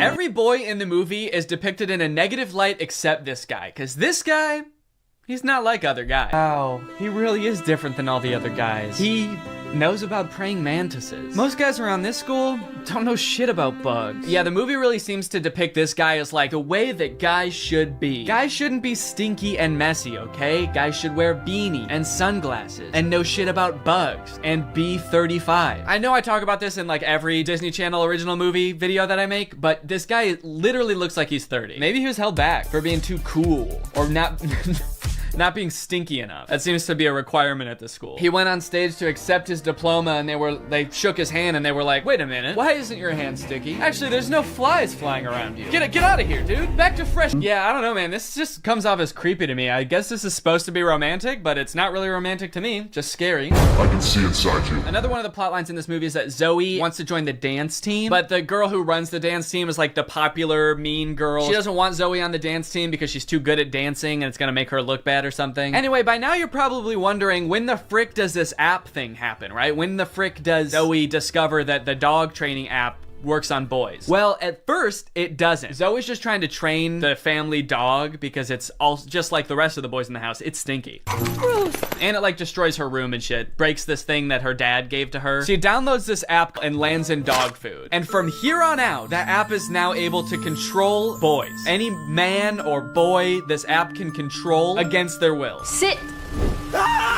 And at first, while watching this movie, I didn't even think it was that weird. I didn't even give it a second thought. I was just like, okay, yeah, so something magical happened and now it can control boys. That makes sense. But like, what? What happened to the phone? I don't understand how solar panels and satellite dish changes the app from dog-based to man-based. Like, you'd think at the very least something having to do with like men would happen to the phone. Like the phone lands in like a bucket of buffalo wings or like flies through a football field. I'm just curious to know if that fucked up other apps on the phone or if it's just the dog training app. Now, whenever a boy likes one of my tweets, he goes into a coma for 3 years. And don't even get me started on the weather app, because every time I check that, boys start falling from the sky. Anyway, let's just say now that she's got the ability to control boys, she has a little bit of fun. Boys are acting weird. Dude, he farted twice in midair in such rapid succession. They added in 2 fart sound effects. Kind of impressive. I'm trying to imagine how she's gonna use the app to get herself out of this one. Stop farting. Take it back. Take the fart back. Suck it back up into your ass. Oh, help am I doing this? But no, she just uses the app to utterly humiliate him in front of his friends. They're nerdy gamer kids and tells them to like go do yoga instead of playing video games. Let's go do some yoga. And her brothers, dude, don't even get me started on what she does to her poor brothers. I'm taking the brothers' side, all right? They did nothing wrong. Her poor brothers were just living their lives until Zoe moved in and tries to fix them. Be clean. Holy moly, it's filthy in here. Her messy brother, she tells to be more clean, which turns him into this like hyper hygienic husk of his former self. I need a sponge and soap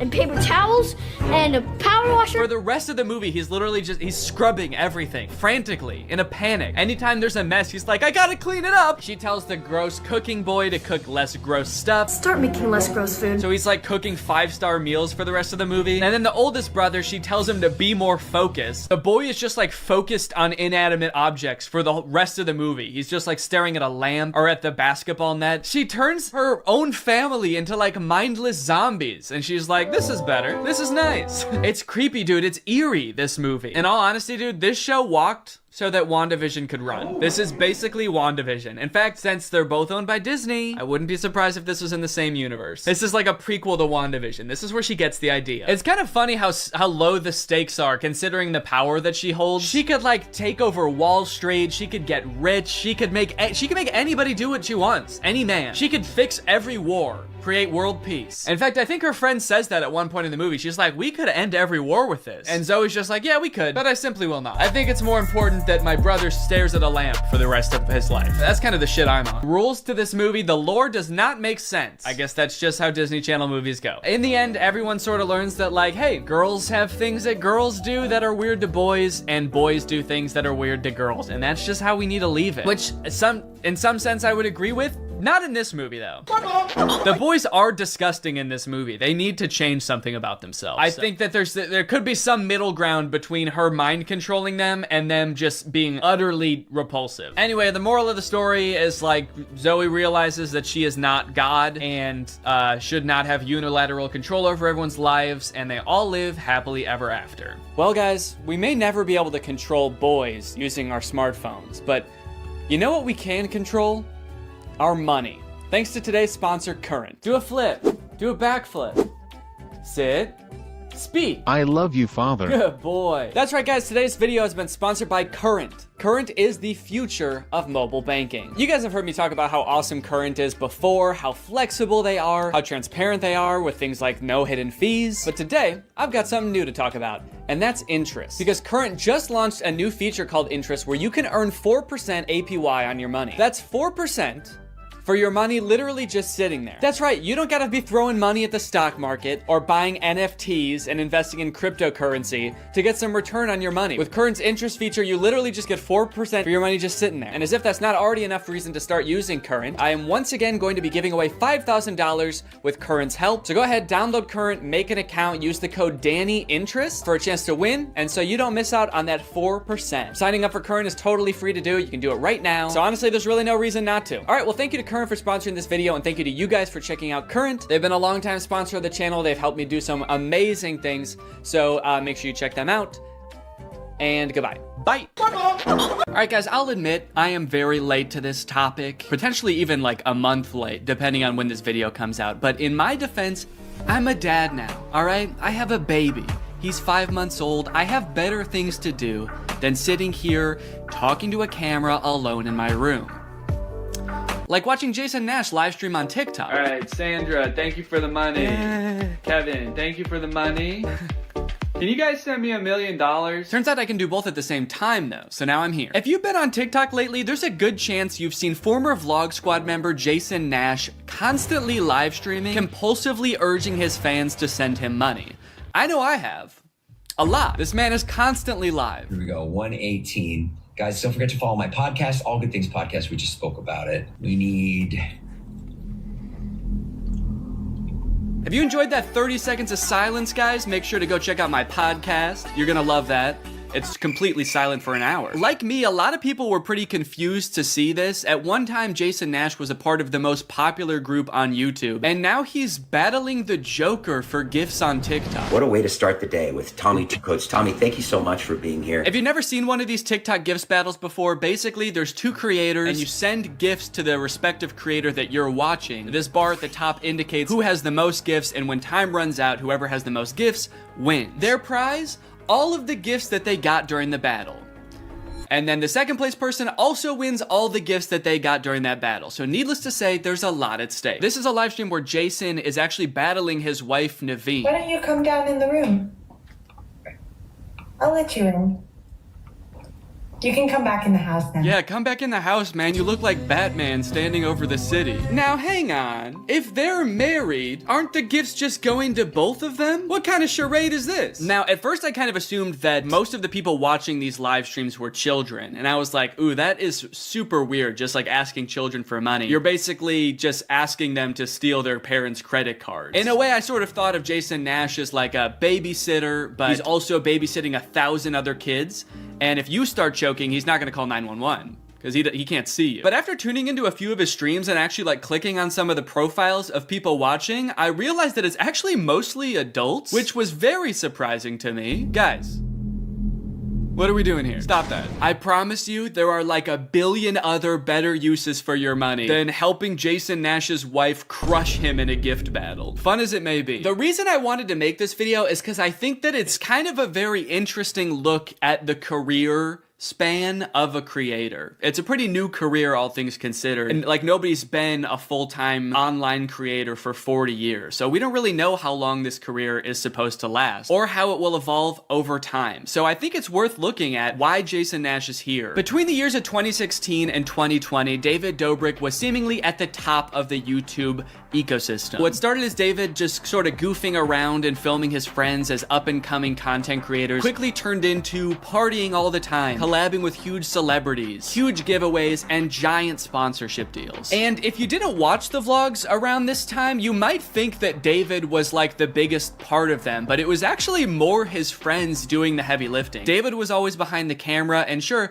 he would laugh a lot, and you'd hear him laugh, but I really feel like the reason people tuned in was sort of to live vicariously through David and experience the goofiness that was all of his friends. So while all of the vlogs were on David's channel and David was inevitably the most popular member of the vlog squad, I really feel like he owes most of his success to his friend group. But it was a fun time. I watched a lot of the vlogs back in the day and I really enjoyed them. It felt like you were a part of this friend group. And in a lot of ways, you were like the members of the vlog squad, because like the members of the vlog squad, you also were not getting paid for your appearances in the videos, which is something that I always found kind of weird. David's friends never got any sort of payment. Their only payment was in exposure. And so what kind of ended up happening was, because everybody else around David wanted to launch their careers off of David's vlogs, they all started vlogging too. But because they would always be hanging out together, all of their vlogs seemed to be just like the same situation from a bunch of different angles, and everybody was holding vlog cameras. It got pretty out of hand for a while there. Eventually though, during the pandemic, a bunch of stuff happened that caused David to take a step back from vlogging. Mainly a bunch of scary accusations about one of his best friends, Dom, and also him almost killing one of his other best friends, Jeff Wittick, by slamming him into the side of an excavator. After losing a bunch of followers and probably more importantly a bunch of sponsors, David posted an apology saying he was gonna do better. He said he was gonna take steps to make sure his vlogs were a safer environment for the people in them. And I want to be able to have a place of checks and balances. I want to have HR. If he had to choose between quitting vlogging or doing it safer with an HR team,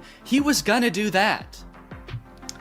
And then he quit vlogging. Currently, David is still presumably very rich. The only place he really posts is on Snapchat, and from what I can tell, he mostly just goes around and tours really expensive houses and parties a lot. He doesn't seem to have any ambitions of creating more content on YouTube. In a lot of ways, he's sort of like the Great Gatsby of social media now. But without David sort of manning the ship that was the vlog squad, a lot of the other members basically had to figure out other avenues and other ways to make money and maintain their following after the vlog ended. Zane and Heath have a pretty successful podcast now, so does Jeff Wittick. Carly and Aaron, I believe, have a podcast too. But I feel like Jason Nash, out of the entire group, is having the most trouble adjusting to the post-vlog era. He has a podcast, but it's definitely not getting the same numbers that his podcast with David did, views, back in the day, which David also quit. Despite them, I think, getting a bunch of really great offers that would have changed Jason's life, David decided to quit because he didn't want to do that anymore. He wanted to be the Great Gatsby. So Jason has now been left to fend for himself, and it seems like TikTok gift streaming is what he has turned to. You excited to go to dinner?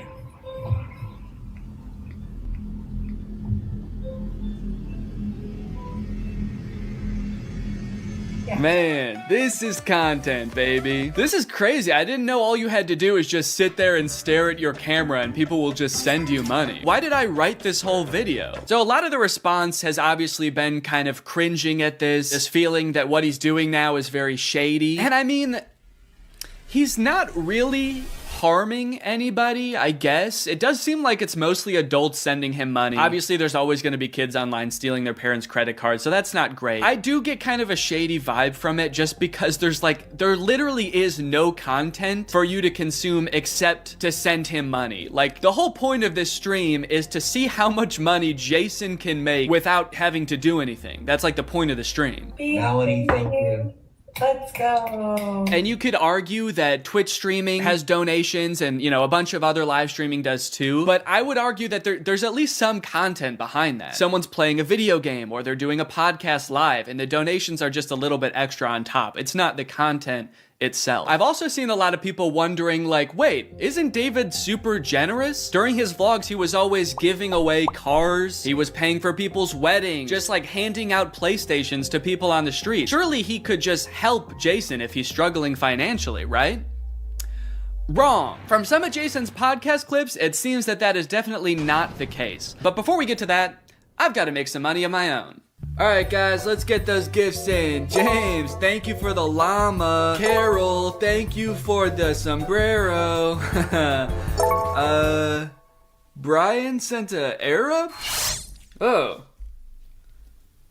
Is this a gift on TikTok Live? Also, how did you get this one? This one's mine. Well, regardless, this is actually pretty convenient because this video is sponsored by Arab. Arab flavors your water using scent-based taste. And, oh, Brian also sent a scent pod? Oh, thanks, man. Okay, so I can put that on. With the scent pod down like so, it's just a normal water bottle. But when I activate the scent pod, air is able to pass through the scent pod and into your mouth, where you can taste the scent. Send me money. I like to bust out my air up while I'm getting work done. It gives my water a little bit more which is what I need when I'm trying to focus. This one right here is lime, and it is excellent. Someone said, come to Brazil. I'm busy. Air up is a unique hydrating experience. You can't get this anywhere else, buddy. No chemicals, no sweeteners added to the water, just plain old water into my plain old mouth. The scent pods come in a variety of flavors. I really like the lime and the peach. My editor, Jake, is really fond of cherry. So no matter what kind of flavors you like, there's bound to be a couple for you. You want to spice up your hydration experience, click the link in the description, get yourself an Air Up, get yourself some scent pods, put your mouth on the nozzle, and suck away. You look really tired today. That is mean. Thank you to Air Up for sponsoring this video, and thank you to you guys for checking out Air Up. Now back to the video. About a month ago when Jason was in the thick of his live streaming every day, he posted this podcast where he and a bunch of David's mutual friends talk about how different life is now that David's not vlogging anymore. But the thing is, like, David's in this, like, moment in his life. Yeah, where he can do anything. Where he just parties. Oh no, Jason. The look on your face, man. Jason's like, don't look bitter, don't look bitter, don't look bitter. Where he can do anything. Perfect. He can do whatever the fuck he wants now. He calls me to play pool. And I'm like, I gotta go live. And I don't expect him to understand that. You don't expect him to understand that you have to work to make money? You know he did that too, right? I wouldn't expect him to understand that, man. He hasn't had to work in, gosh, what is it, 2 years now? I hate to say it, Jason, I think he gets it. I just don't think he cares. Like, I'll say things like, I'm losing my house. and he'll be like, oh, but just come play pool.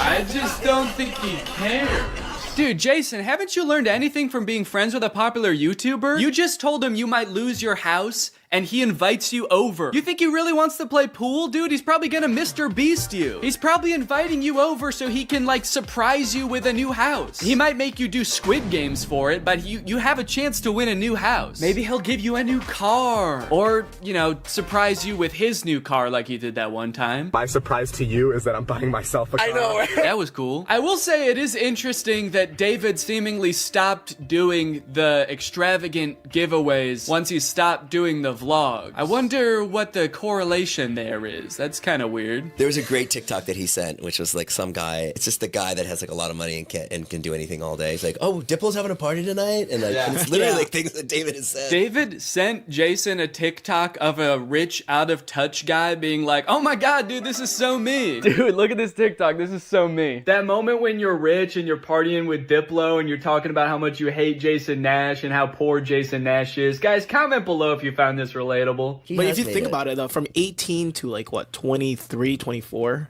Oh, he was hitting it. He never drank. I don't think he ever drank. Even when we would visit him, we'd be up till like midnight, just like watching the edits, just like. Wow, he worked hard for 5 years? Let the man party, dude. Please do not burden David's poor gentle soul with your financial woes. Just let the man play pool and play with him, for God's sake. I mean, look, I don't doubt that he worked hard. The dude posted 3 vlogs a week. I'm sure it was a lot of hard work, but you know who also worked hard? Everybody in his vlogs. I mean, that dude just said it himself. They all stayed up with him until midnight watching the edits to make sure they were good. This was a group endeavor. And I know what people say. They say like, well, David gave them the opportunities, you know? He didn't have to make them famous. Yeah, he kind of did. That was like the whole point of his vlogs was his friends. David wasn't just making them famous because he was a good, generous guy. He was doing it because that's what was working. They made him famous as much as he made them famous. Now it's like the complete opposite. Everyone's like working and here's him just like, hey, what are you doing tonight? And it's like a Tuesday night. Everyone's working. Yeah, man, that is kind of a crazy switch. Whereas before, David was working and everyone was helping him. Now everyone else is working, so naturally David is partying with Diplo. Naturally, a lot of the conversation around Jason's live streams has revolved around the confusion as to why he wouldn't just get like a normal job if he was strapped for cash or if like the social media thing wasn't working out. Can someone make Jason Nash a fucking DoorDash account? People are wondering, why is he pursuing this career that is like universally seen as embarrassing or cringe rather than just getting a 9-to-5? And I totally get that criticism because I do love being a creator. I love getting to be my own boss. I love being creative on a daily basis, working with people that I'm really inspired by, entertaining people. But if this exact version of being a creator stopped being feasible, would I start doing gift streams on TikTok? Hell no. And not even necessarily because it's like embarrassing or cringe. It's just that like what I enjoy about being a creator, that does not accomplish. There's no being creative. There's no entertaining people. At a certain point, you like strip out all of the fun parts of the career and you just have only the most superficial parts of it left. Just money and fame. So no, if like this YouTube channel didn't work out anymore, there's a billion other things I would rather do that would be more enticing to me than like gift streaming on Twitch. But maybe Jason likes it. He doesn't look like he does, but maybe he does. On the other hand, I could say that Jason is also older. He's lived a lot more life, he's had a lot more experience, and his career in the entertainment industry has gone through a lot more ups and downs than mine has. From what I can tell, Jason has been a stand-up comedian, he's been in TV shows, he's been a podcaster, a Viner, and a Vlog Squad member, and now a TikTok live gift battler. Between all of those seasons of his life, I'm sure there was downtime where he could have thought, oh, maybe this isn't for me, I'm gonna get up and go get a normal job. And then, lo and behold, the next opportunity comes along. So in some sense, I do understand if Jason's mentality is like, maybe I'm just gonna do this for a little while until I get my next thing off the ground. And I know that when I started Vine, people said the same thing to me. They're like, what are you doing? Why are you doing Vine? You know? And I was like, okay, this is what I'm doing. And then I did YouTube and people were like, why are you doing YouTube? And I feel like when you're first to something, that can really pan out. Yeah, I do get what you're saying, but also I don't know if this is the same as Vine and YouTube. Saying he's the first to this new thing like TikTok gift battling is gonna be the next big thing is very worrying to me. Please don't make that the next big thing, guys. On top of all that, there is this sort of like gamification in your head that happens when you're a content creator. Because so much of it is like numbers based, you're always looking at your analytics, hoping your numbers go up. It becomes kind of a game in your head to see if you can do better than you did last month or last year. Because of that, I feel like in a lot of content creators' heads, quitting or pursuing a different career path is seen as like losing the game, even if it's subconscious. That being said, I don't think that's a healthy way to look at it, and I would encourage people who are pursuing being a creator to find other passions that, you know, if this didn't work out, you could pursue that instead, because I think just clinging to relevancy for relevancy's sake is not a good thing. But why try to guess what Jason's thinking when someone literally asked him on his own podcast why he doesn't just get a job? This isn't me saying this as a negative thing. I'm just totally asking. Please. Yeah. Why don't I get a real job? No, I know why you do it. Yeah. But like... No, man. I know why you do it. It's pretty clear to me. But could you tell everyone else why you do this? Someone said that the other day. Why don't you get into real estate? I'm like, I hate it. I don't have a real estate license. Bo Graney? Oh yeah, I forgot. You have to be born with a real estate license to do real estate. But darn, Jason Nash was born with a TikTok account, so he has to do that instead. Right. Now look, would I be on TikTok Live if I wasn't in like a financial hole? I don't know, probably not. But also like YouTube wasn't really working. And I needed to find something. OnlyFans. I can't do OnlyFans. This is such an unrelatable thought process to most people. YouTube is not working out for him, and his first thought is OnlyFans?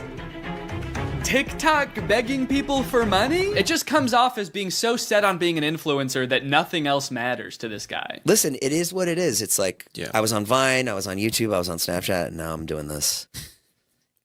Don't say it like that.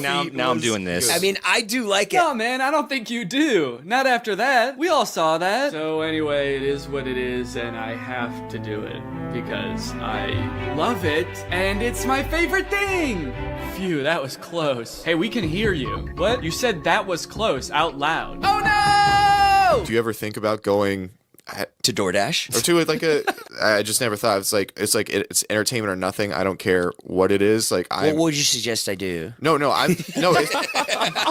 It's just that we get a job at Lululemon. From what I can gather from this clip and the way they're laughing about the prospect of being a DoorDash driver or working at Lululemon, those jobs are not even on the table for Jason. I don't know his personal finances, but Jason lives in LA, he owns a house, he has kids, he has a wife. So I feel like when he's saying things like, I don't have any other skills, what he's really saying is, I don't have any other skills that would allow me to live the exact same life that I'm currently living. And honestly, I could understand if he really does like the TikTok live streaming thing, but don't laugh at other jobs like Lululemon or DoorDash like you're so above doing them, yet you're on TikTok literally asking people for money. And I do totally get that Jason has kids that he has to support, that I'm totally empathetic to that situation. It is kind of ironic that his solution to that is to ask other people's kids for money online, but that's neither here nor there. This whole situation kind of reminds me of this TikTok I saw about a month ago. My Roman Empire is all of those influencers who dropped out of college or quit their jobs, moved to LA, then became irrelevant. Like, where did they go? What are they doing now? One interesting thing that I don't know if a lot of people know is that I feel like a lot of creators who get into this situation can actually leverage some of the connections they make while they're relevant and some of the skills that they've learned to get jobs at like marketing agencies, talent agencies, social media companies, or working for other creators behind the scenes. There's actually a lot of opportunities out there, which I would know because my first job out of college was working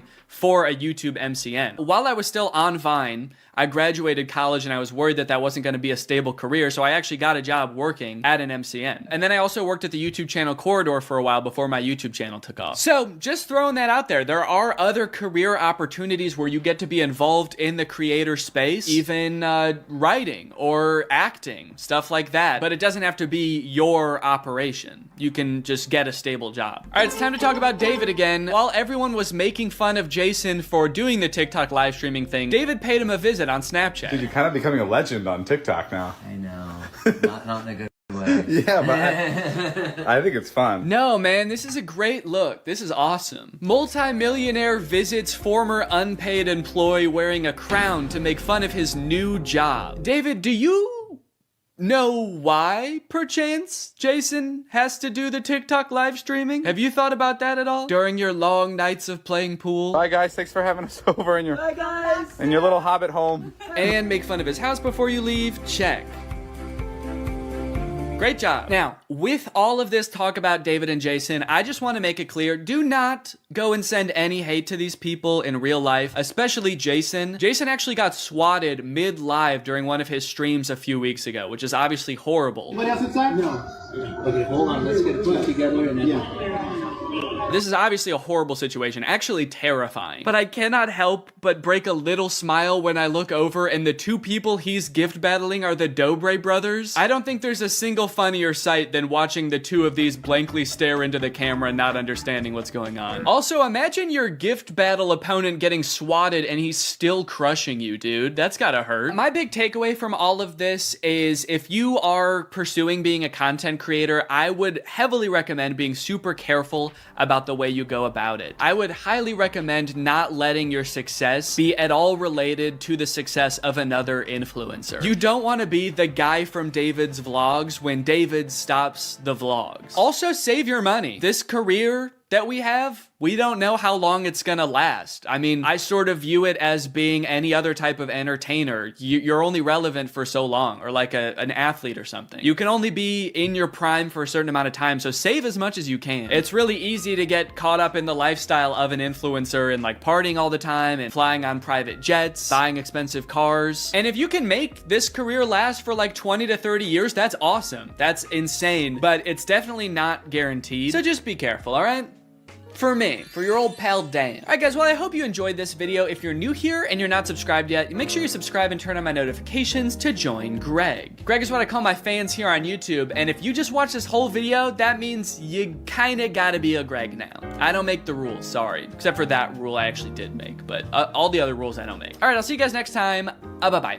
What's up, Greg? Lately, I've been seeing a lot of discourse around alpha male podcasts on YouTube. I've seen a lot of really good commentary videos talking about these insanely misogynistic podcasts where the hosts, under the ruse of giving dating advice for men, will basically just insult women for an hour straight. Guys, here at the Fit Wolf podcast, we know that the dating game is tough these days, you know? Men don't know what women want and are finding it harder and harder to find a good girl to settle down with. So tip number one to finding a good girl is invent a time machine. Invent a time machine and go back to the 1750s, because that's the only way you're gonna find a decent woman. Because every woman nowadays is a thought. That's right. Every single Michelle out there that I used to date a month ago is a thought. They get mad at the dumbest things, like saying that women have no inherent value and their only purpose on this earth is to bear my children. And they forget to turn off location sharing even though they broke up with me a month ago. Michelle, I know you're over at my friend Brandon's house right now. I'm outside. But I think I might have found something that takes things one step further. I saw this video on Reddit the other day that's a trailer for something called The War Room. And instead of being a podcast for these like alpha male, misogynist, entrepreneur type guys, this is a club for those same types of guys.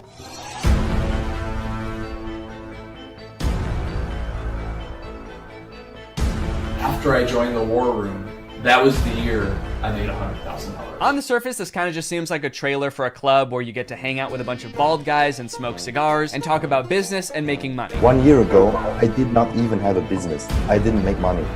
Now I make 5 figures every month. I didn't have a business. I didn't make money. I didn't even want to start a business before I was forced to join the War Room at gunpoint a year ago. But now, I have a business where I'm selling fitness products to all of my friends. And if I get them to sign up too, and their friends to sign up too, and their friends to sign up too, I could be making minimum wage. But if you watch a little bit longer and you look a little bit closer, there's more here than meets the eye. For example, quotes like these. Making money is easy.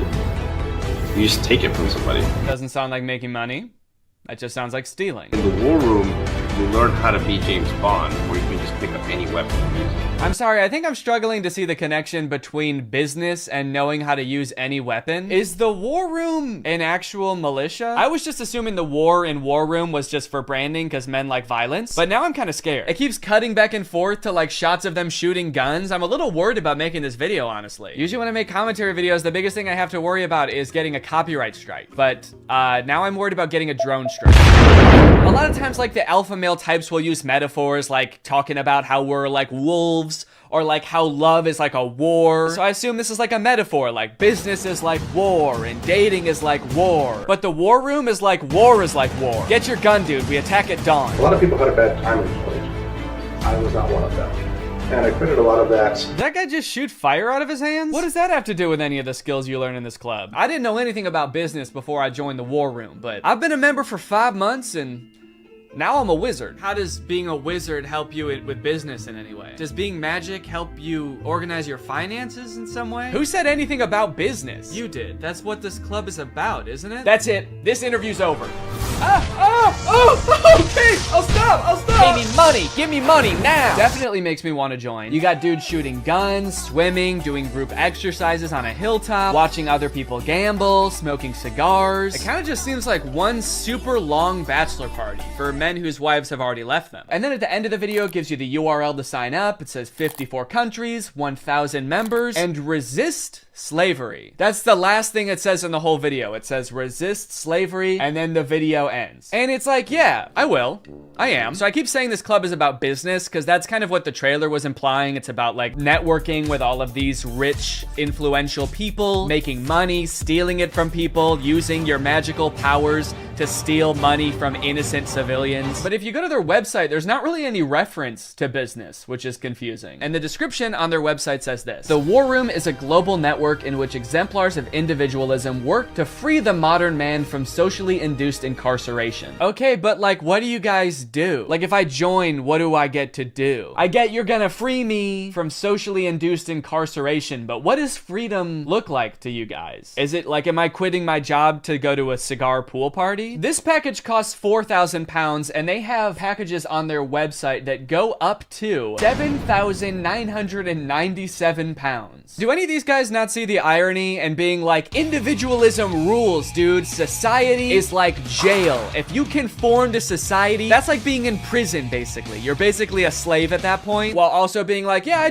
paid $7,000 to join a club where everyone looks and dresses like me. I didn't want to be a stereotype, okay? So I joined a man club to smoke cigars and shoot guns. And that's sort of what makes me an individualist. It just feels like they're kind of playing the like, I'm not like other guys card. And I guess in some sense they're not like other guys because most guys can't bend the elements to their will like that one guy. But other than that, I mean, it's just like all the pictures are just guys hanging out in dimly lit clubs, doing military style drills. I don't know what's going on here. In case you're not sold yet and you haven't been convinced to join, let me read you a little bit more because the War Room's website uses like every cliche pickup artist tactic to try to get you to join this club. We got the classic negging. What can you bring to the War Room? Truthfully, very little. Probably nothing at all. You are not ready for the War Room. You will not revolutionize what we built. If you had the capabilities we required, you would already be inside. What? They think I can't bring anything to the War Room? They think I'm some kind of sucker who doesn't have my life in order and can't manage my money. I'll show them. I'm gonna take out a 4th mortgage on my home and I'm gonna join this club. We'll see how stupid they think I am then. They also use like the get it while you still can technique that's in like every as seen on TV commercial. This chance won't last forever. We will not hold this open for everyone. Soon, membership will close. The War Room members and their sons will remain the closed wielders of global influence into eternity. Holy shit, dude. They're closing submission soon? I'll be right back, guys. I gotta go. I'm not doing this for me, okay? I'm doing this for my son. I guess my son gets to be in the club too if I join. I gotta go. Now, I don't have any way to look and see how long it said this on the website, but if I had to guess, I would guess that it's been on there as long as this website has existed. Why would they close submissions? How does that make any sense? Do they want to stop making money? The founder of this club is like, whoa, I'm too rich, all right? That's one thing we teach in the War Room is you can't have too much money. I mean, if this is like a militia, do they have enough soldiers? Is that why they're closing? Soon, 1,000 bald men wearing tightly fitting t-shirts will be storming the beaches. We can't wait around for you forever. So you might be wondering who the head of this club is, right? It must be someone like very rich and influential if he's expecting to get people to join just based on like the connections that you can get from the club, right? Well, this is where things get a lot more creepy.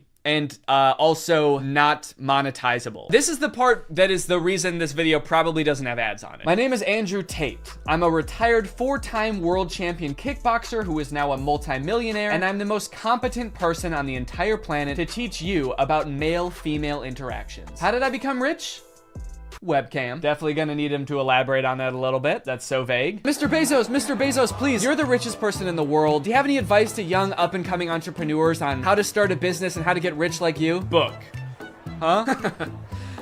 Book. Need I say more? Yes, please say more. We literally have no idea what you're talking about. So you're probably thinking, like, did this guy invent webcams or something? Is he, like, famous on Twitch or something? Is this Sapnap? I don't know. I've been running a webcam studio for nearly a decade. I've had over 75 girls work for me, and my business model is different than 99% of webcam studio owners. If you had to guess whether it's different because it's more creepy or less creepy than other webcam studios, what would you guess? Go ahead and vote down in the comments below, guys. Do you think this is gonna be creepy or no? Over 50% of my employees were actually my girlfriend at the time, and of all my girlfriends, none were in the adult entertainment industry before they met me.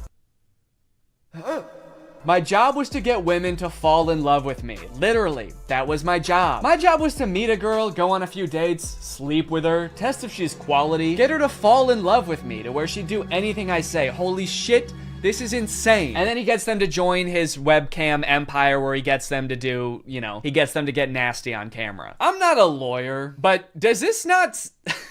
Does this not feel illegal? At the very least, this seems like insanely creepy. This feels abusive. It feels like he's just confessing to crimes. That's why I want you to join the war room, all right? You're gonna learn about making money, picking up women. You're gonna form a militia to protect me from an international tribunal for my many crimes that break international law. For legal reasons, that was a joke, okay? I don't know if this is legal or not. So I guess what he meant when he just said the word webcam was that he's exploiting a ton of women online for his own personal gain. In hindsight, it seems so obvious. How did I not guess that? Let's watch another promotional video for the War Room. This is on Andrew Tate's YouTube channel, and it's called The Matrix Predicted the Great Reset Explained. Basically, it's a video where this guy compares his life to the Matrix. We are living inside of the Matrix, and I am Morpheus.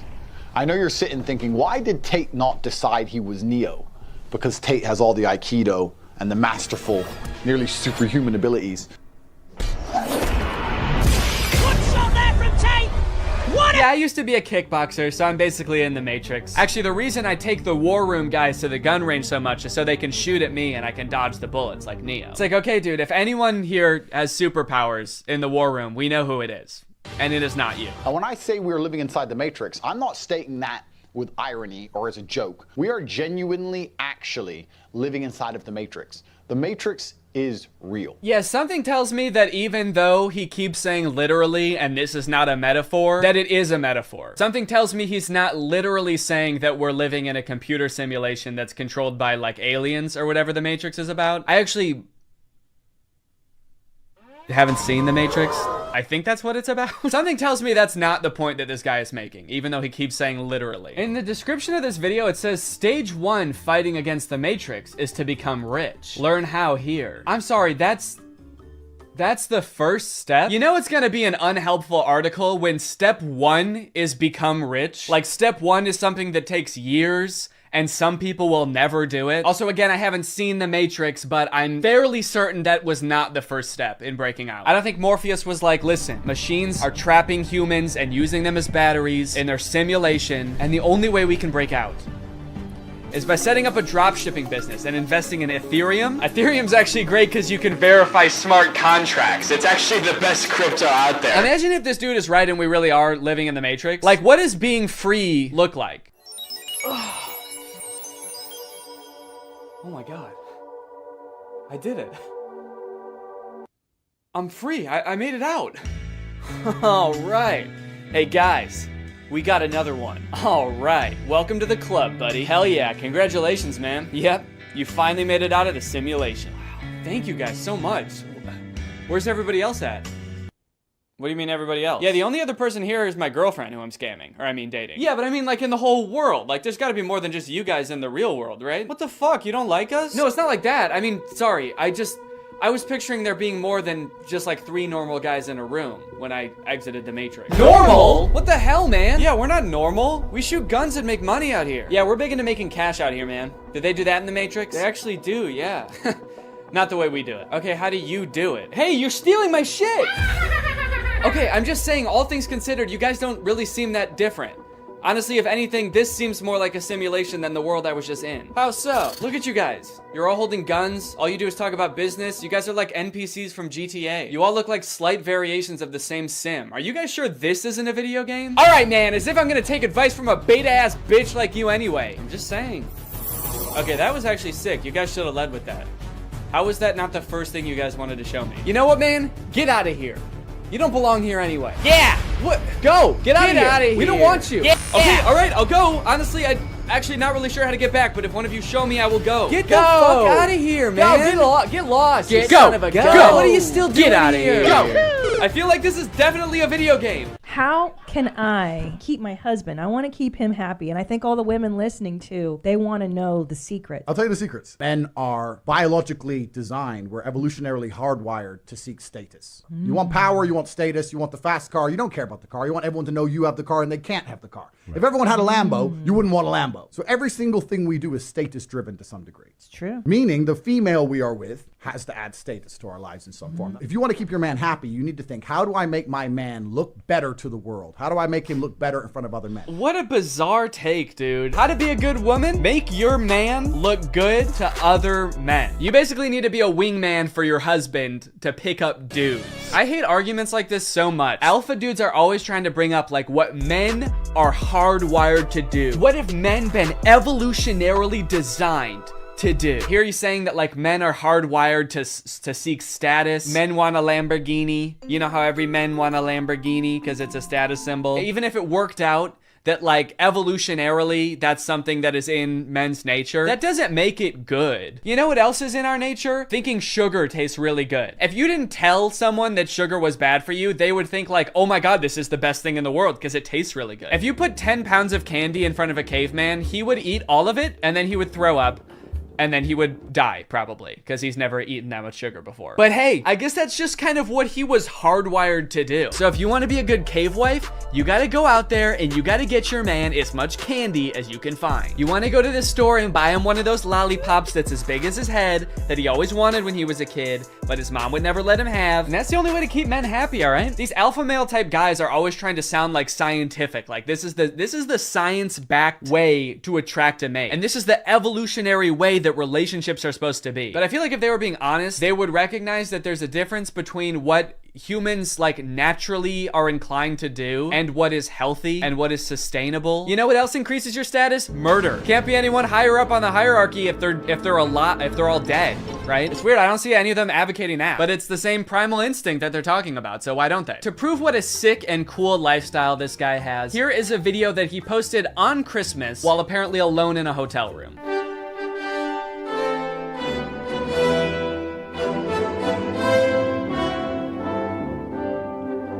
Merry Christmas. I think a lot of people have the wrong idea about me. They look at me and they go, you hear about that Tate guy, you know, he's a 4-time kickboxing world champion, he's tall, he's strong, he's smart.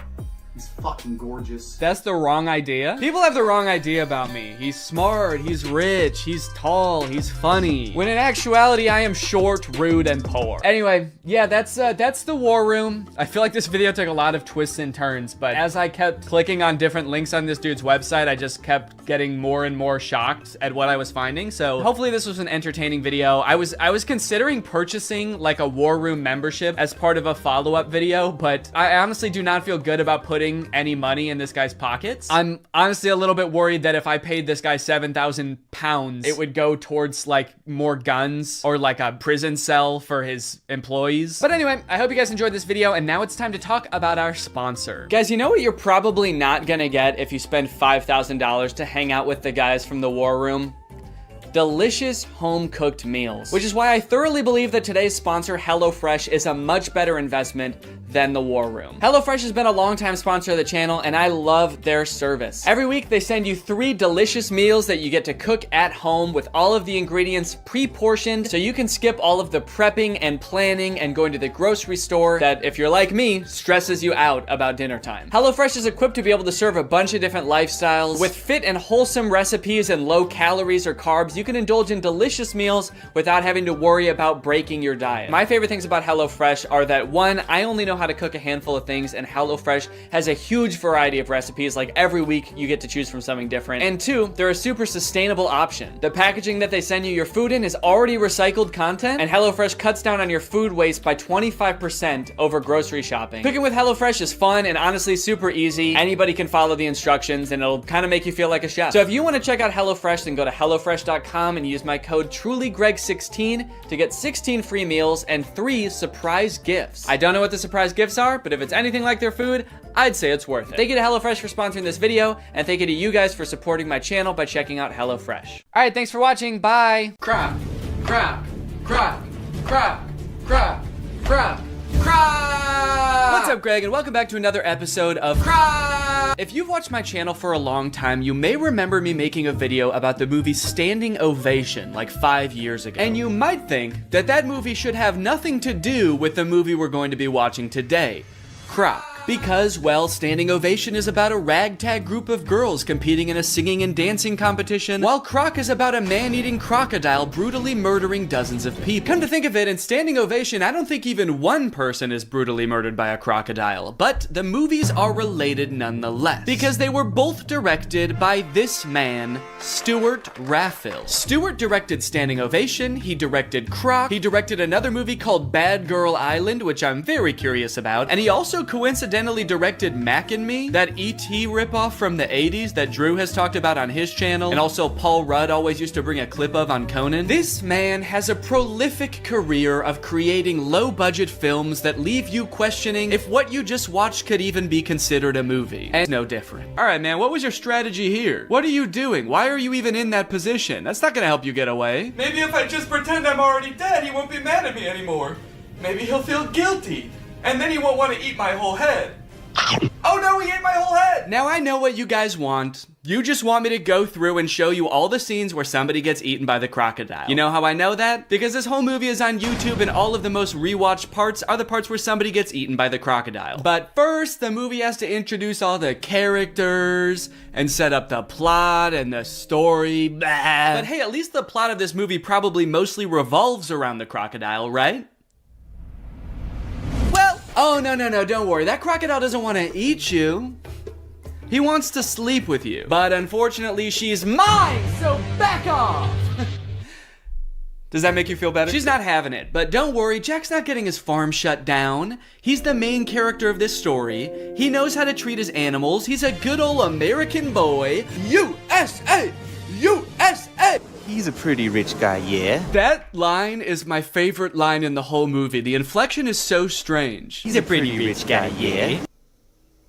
What? Don't worry, kind stranger, as we've grown quite fond of your nephew over these past, 12 seconds. So naturally, we've decided to help you commit arson to escape the police. Time to skip town, right? Now that the police, animal welfare, tax enforcement, and this construction company are all after him, nope, he just goes back to work like nothing happened. But not before someone else gets killed by a crocodile. Also not before we talk about today's sponsor, Rocket Money. I signed up for Paramount Plus so I could watch old seasons of Survivor, but unfortunately, the experience of using Paramount Plus is so bad that I never use it. I don't know if it's just the app on my TV specifically, but episodes of that show used to be shot in a 4:3 aspect ratio, but Paramount Plus stretches it out to widescreen. Meanwhile, all of the ads, which are shot in widescreen, for some reason are squished down to 4:3. Also, pausing doesn't work. It actually took me like days to even sign up for Paramount Plus. I don't know why. I tried on every device and they just didn't want my money for some reason. That being said, I am very happy that Rocket Money is sponsoring today's video because it gives me a good excuse to complain about Paramount Plus. I stopped using it a while ago, but forgot to cancel the subscription, which is why Rocket Money comes in handy. Rocket Money safely and securely identifies recurring charges and lets you cancel those subscriptions with just a couple of clicks in the app. You don't need to worry about pesky customer service calls. You don't need to worry about Jeff Probst coming to your house to ask you why you're canceling your subscription. It just works. Rocket Money also has some great budgeting tools. You can monitor your spending by category, create budgets so you can get the most out of your money, and develop good saving habits. Rocket Money has helped save customers up to $740 a year when they use all the features, with over $500 million in canceled subscriptions. So to save more and spend less, join the over 5 million members using Rocket Money today. Go to rocketmoney.com/Danny or click the link in the description to get started with Rocket Money for free. And you can also unlock even more features with premium. That's rocketmoney.com/Danny to get started for free. Thank you to Rocket Money for sponsoring this video, and thank you to you guys for checking out Rocket Money. Now back to the video. After the whole escaping from the police incident, 2 of those teens from the bar decide to go make out in the ocean. This is great. They're smooching, they're making out. The boy goes underwater to... I actually don't know what he was planning on doing down there. It kind of looks like he's going to suck on her toes. But you know who that attracts? The Croc! The Croc said, hold on. If anybody's sucking on anybody's toes around here, you better believe it's gonna be the most sexually aggressive reptile. So he eats the boy, and then he eats the girl, all while this lone, terrified girl watches on in horror.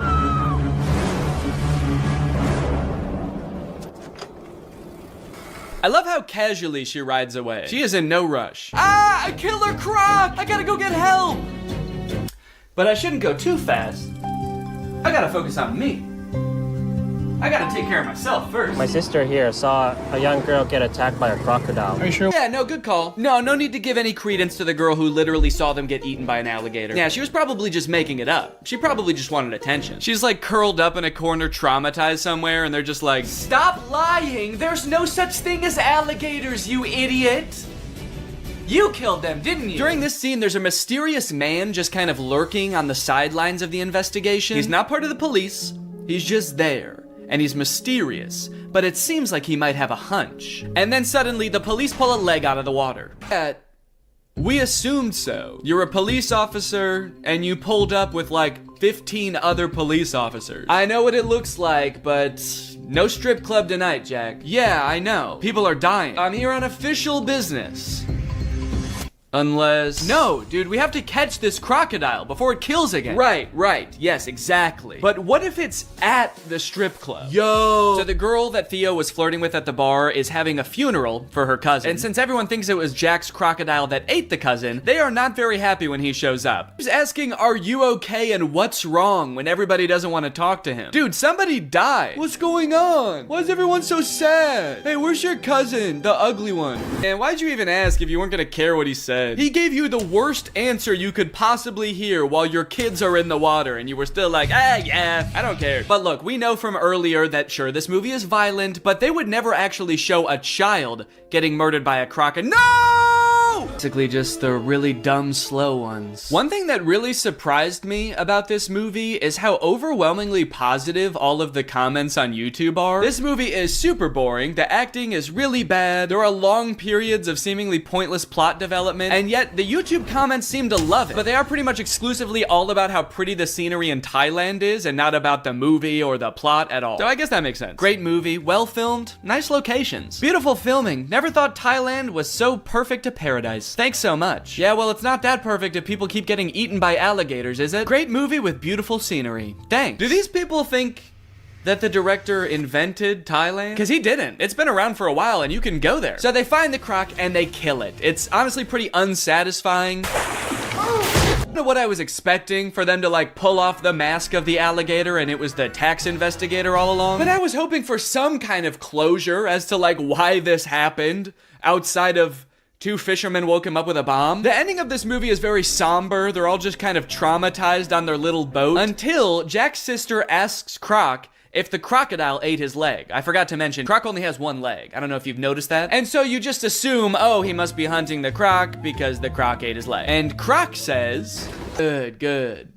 I was hoping this movie would end like an episode of The Big Bang Theory. Well, guys, thanks for watching this video. I hope you liked it. If you're new here, make sure you subscribe and turn on my notifications to join Greg. I'll see you guys next time. Bye-bye. What's up, Greg? Lately, I've been seeing a lot of discourse around alpha male podcasts on YouTube. I've seen a lot of really good commentary videos talking about these insanely misogynistic podcasts where the hosts, under the ruse of giving dating advice for men, will basically just insult women for an hour straight. Guys, here at the Fit Wolf podcast, we know that the dating game is tough these days, you know? Men don't know what women want and are finding it harder and harder to find a good girl to settle down with. So tip number one to finding a good girl is invent a time machine. Invent a time machine and go back to the 1750s, because that's the only way you're gonna find a decent woman. Because every woman nowadays is a thought. That's right. Every single Michelle out there that I used to date a month ago is a thought. They get mad at the dumbest things, like saying that women have no inherent value and their only purpose on this earth is to bear my children. And they forget to turn off location sharing even though they broke up with me a month ago. Michelle, I know you're over at my friend Brandon's house right now. I'm outside. But I think I might have found something that takes things one step further. I saw this video on Reddit the other day that's a trailer for something called The War Room. And instead of being a podcast for these like alpha male, misogynist, entrepreneur type guys, this is a club for those same types of guys.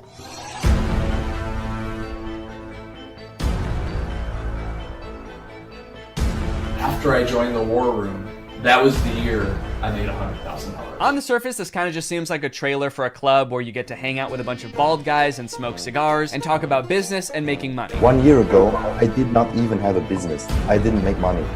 Now I make 5 figures every month. I didn't have a business. I didn't make money. I didn't even want to start a business before I was forced to join the War Room at gunpoint a year ago. But now, I have a business where I'm selling fitness products to all of my friends. And if I get them to sign up too, and their friends to sign up too, and their friends to sign up too, I could be making minimum wage. But if you watch a little bit longer and you look a little bit closer, there's more here than meets the eye. For example, quotes like these. Making money is easy. You just take it from somebody. Doesn't sound like making money. That just sounds like stealing. In the War Room, you learn how to be James Bond, where you can just pick up any weapon and use it. I'm sorry, I think I'm struggling to see the connection between business and knowing how to use any weapon. Is the War Room an actual militia? I was just assuming the war in War Room was just for branding because men like violence, but now I'm kind of scared. It keeps cutting back and forth to like shots of them shooting guns. I'm a little worried about making this video, honestly. Usually when I make commentary videos, the biggest thing I have to worry about is getting a copyright strike, but now I'm worried about getting a drone strike. A lot of times, like, the alpha male types will use metaphors like talking about how we're like wolves or like how love is like a war. So I assume this is like a metaphor, like business is like war and dating is like war. But the War Room is like war is like war. Get your gun, dude. We attack at dawn. A lot of people had a bad time in college. I was not one of them. And I credit a lot of that. Did that guy just shoot fire out of his hands? What does that have to do with any of the skills you learn in this club? I didn't know anything about business before I joined the War Room, but I've been a member for 5 months and now I'm a wizard. How does being a wizard help you with business in any way? Does being magic help you organize your finances in some way? Who said anything about business? You did. That's what this club is about, isn't it? That's it. This interview's over. Okay, I'll stop. Give me money now. Definitely makes me want to join. You got dudes shooting guns, swimming, doing group exercises on a hilltop, watching other people gamble, smoking cigars. It kind of just seems like one super long bachelor party for men whose wives have already left them. And then at the end of the video, it gives you the URL to sign up. It says 54 countries, 1,000 members, and resist slavery. That's the last thing it says in the whole video. It says resist slavery, and then the video ends. And it's like, yeah, I will. I am. So I keep saying this club is about business because that's kind of what the trailer was implying. It's about like networking with all of these rich, influential people, making money, stealing it from people, using your magical powers to steal money from innocent civilians. But if you go to their website, there's not really any reference to business, which is confusing. And the description on their website says this: the War Room is a global network in which exemplars of individualism work to free the modern man from socially induced incarceration. Okay, but like, what do you guys do? Like, if I join, what do I get to do? I get you're gonna free me from socially induced incarceration, but what does freedom look like to you guys? Is it like, am I quitting my job to go to a cigar pool party? crazy? This package costs 4,000 pounds, and they have packages on their website that go up to 7,997 pounds. Do any of these guys not see the irony and being like, individualism rules, dude. Society is like jail. If you conform to society, that's like being in prison, basically. You're basically a slave at that point, while also being like, yeah, I paid $7,000 to join a club where everyone looks and dresses like me. I didn't want to be a stereotype, okay? So I joined a man club to smoke cigars and shoot guns. And that's sort of what makes me an individualist. It just feels like they're kind of playing the like, I'm not like other guys card. And I guess in some sense they're not like other guys, because most guys can't bend the elements to their will like that one guy. But other than that, I mean, it's just like all the pictures are just guys hanging out in dimly lit clubs, doing military style drills. I don't know what's going on here. In case you're not sold yet and you haven't been convinced to join, let me read you a little bit more, because the War Room's website uses like every cliche pickup artist tactic to try to get you to join this club. We got the classic negging. What can you bring to the War Room? Truthfully, very little. Probably nothing at all. You are not ready for the War Room. You will not revolutionize what we built. If you had the capabilities we required, you would already be inside. What? They think I can't bring anything to the War Room? They think I'm some kind of sucker who doesn't have my life in order and can't manage my money. I'll show them. I'm gonna take out a 4th mortgage on my home and I'm gonna join this club. We'll see how stupid they think I am then. They also use like the get it while you still can technique that's in like every as seen on TV commercial. This chance won't last forever. We will not hold this open for everyone. Soon, membership will close. The War Room members and their sons will remain the closed wielders of global influence into eternity. Holy shit, dude. They're closing submission soon? I'll be right back, guys. I gotta go. I'm not doing this for me, okay? I'm doing this for my son. I guess my son gets to be in the club too if I join. I gotta go. Now, I don't have any way to look and see how long it said this on the website, but if I had to guess, I would guess that it's been on there as long as this website has existed. Why would they close submissions? How does that make any sense? Do they want to stop making money? The founder of this club is like, whoa, I'm too rich, all right? That's one thing we teach in the War Room is you can't have too much money. I mean, if this is like a militia, do they have enough soldiers? Is that why they're closing? Soon, 1,000 bald men wearing tightly fitting t-shirts will be storming the beaches. We can't wait around for you forever. So you might be wondering who the head of this club is, right? It must be someone like very rich and influential if he's expecting to get people to join just based on like the connections that you can get from the club, right? Well, this is where things get a lot more creepy.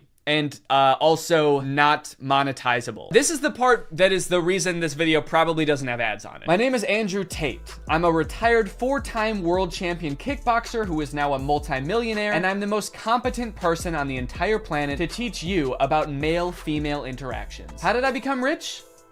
Webcam. Definitely gonna need him to elaborate on that a little bit. That's so vague. Mr. Bezos, please. You're the richest person in the world. Do you have any advice to young up-and-coming entrepreneurs on how to start a business and how to get rich like you? Book. Huh? Book. Need I say more? Yes, please say more. We literally have no idea what you're talking about. So you're probably thinking like, did this guy invent webcams or something? Is he like famous on Twitch or something? Is this Sapnap? I don't know. I've been running a webcam studio for nearly a decade. I've had over 75 girls work for me, and my business model is different than 99% of webcam studio owners. If you had to guess whether it's different because it's more creepy or less creepy than other webcam studios, what would you guess? Go ahead and vote down in the comments below, guys. Do you think this is gonna be creepy or no? Over 50% of my employees were actually my girlfriend at the time, and of all my girlfriends, none were in the adult entertainment industry before they met me.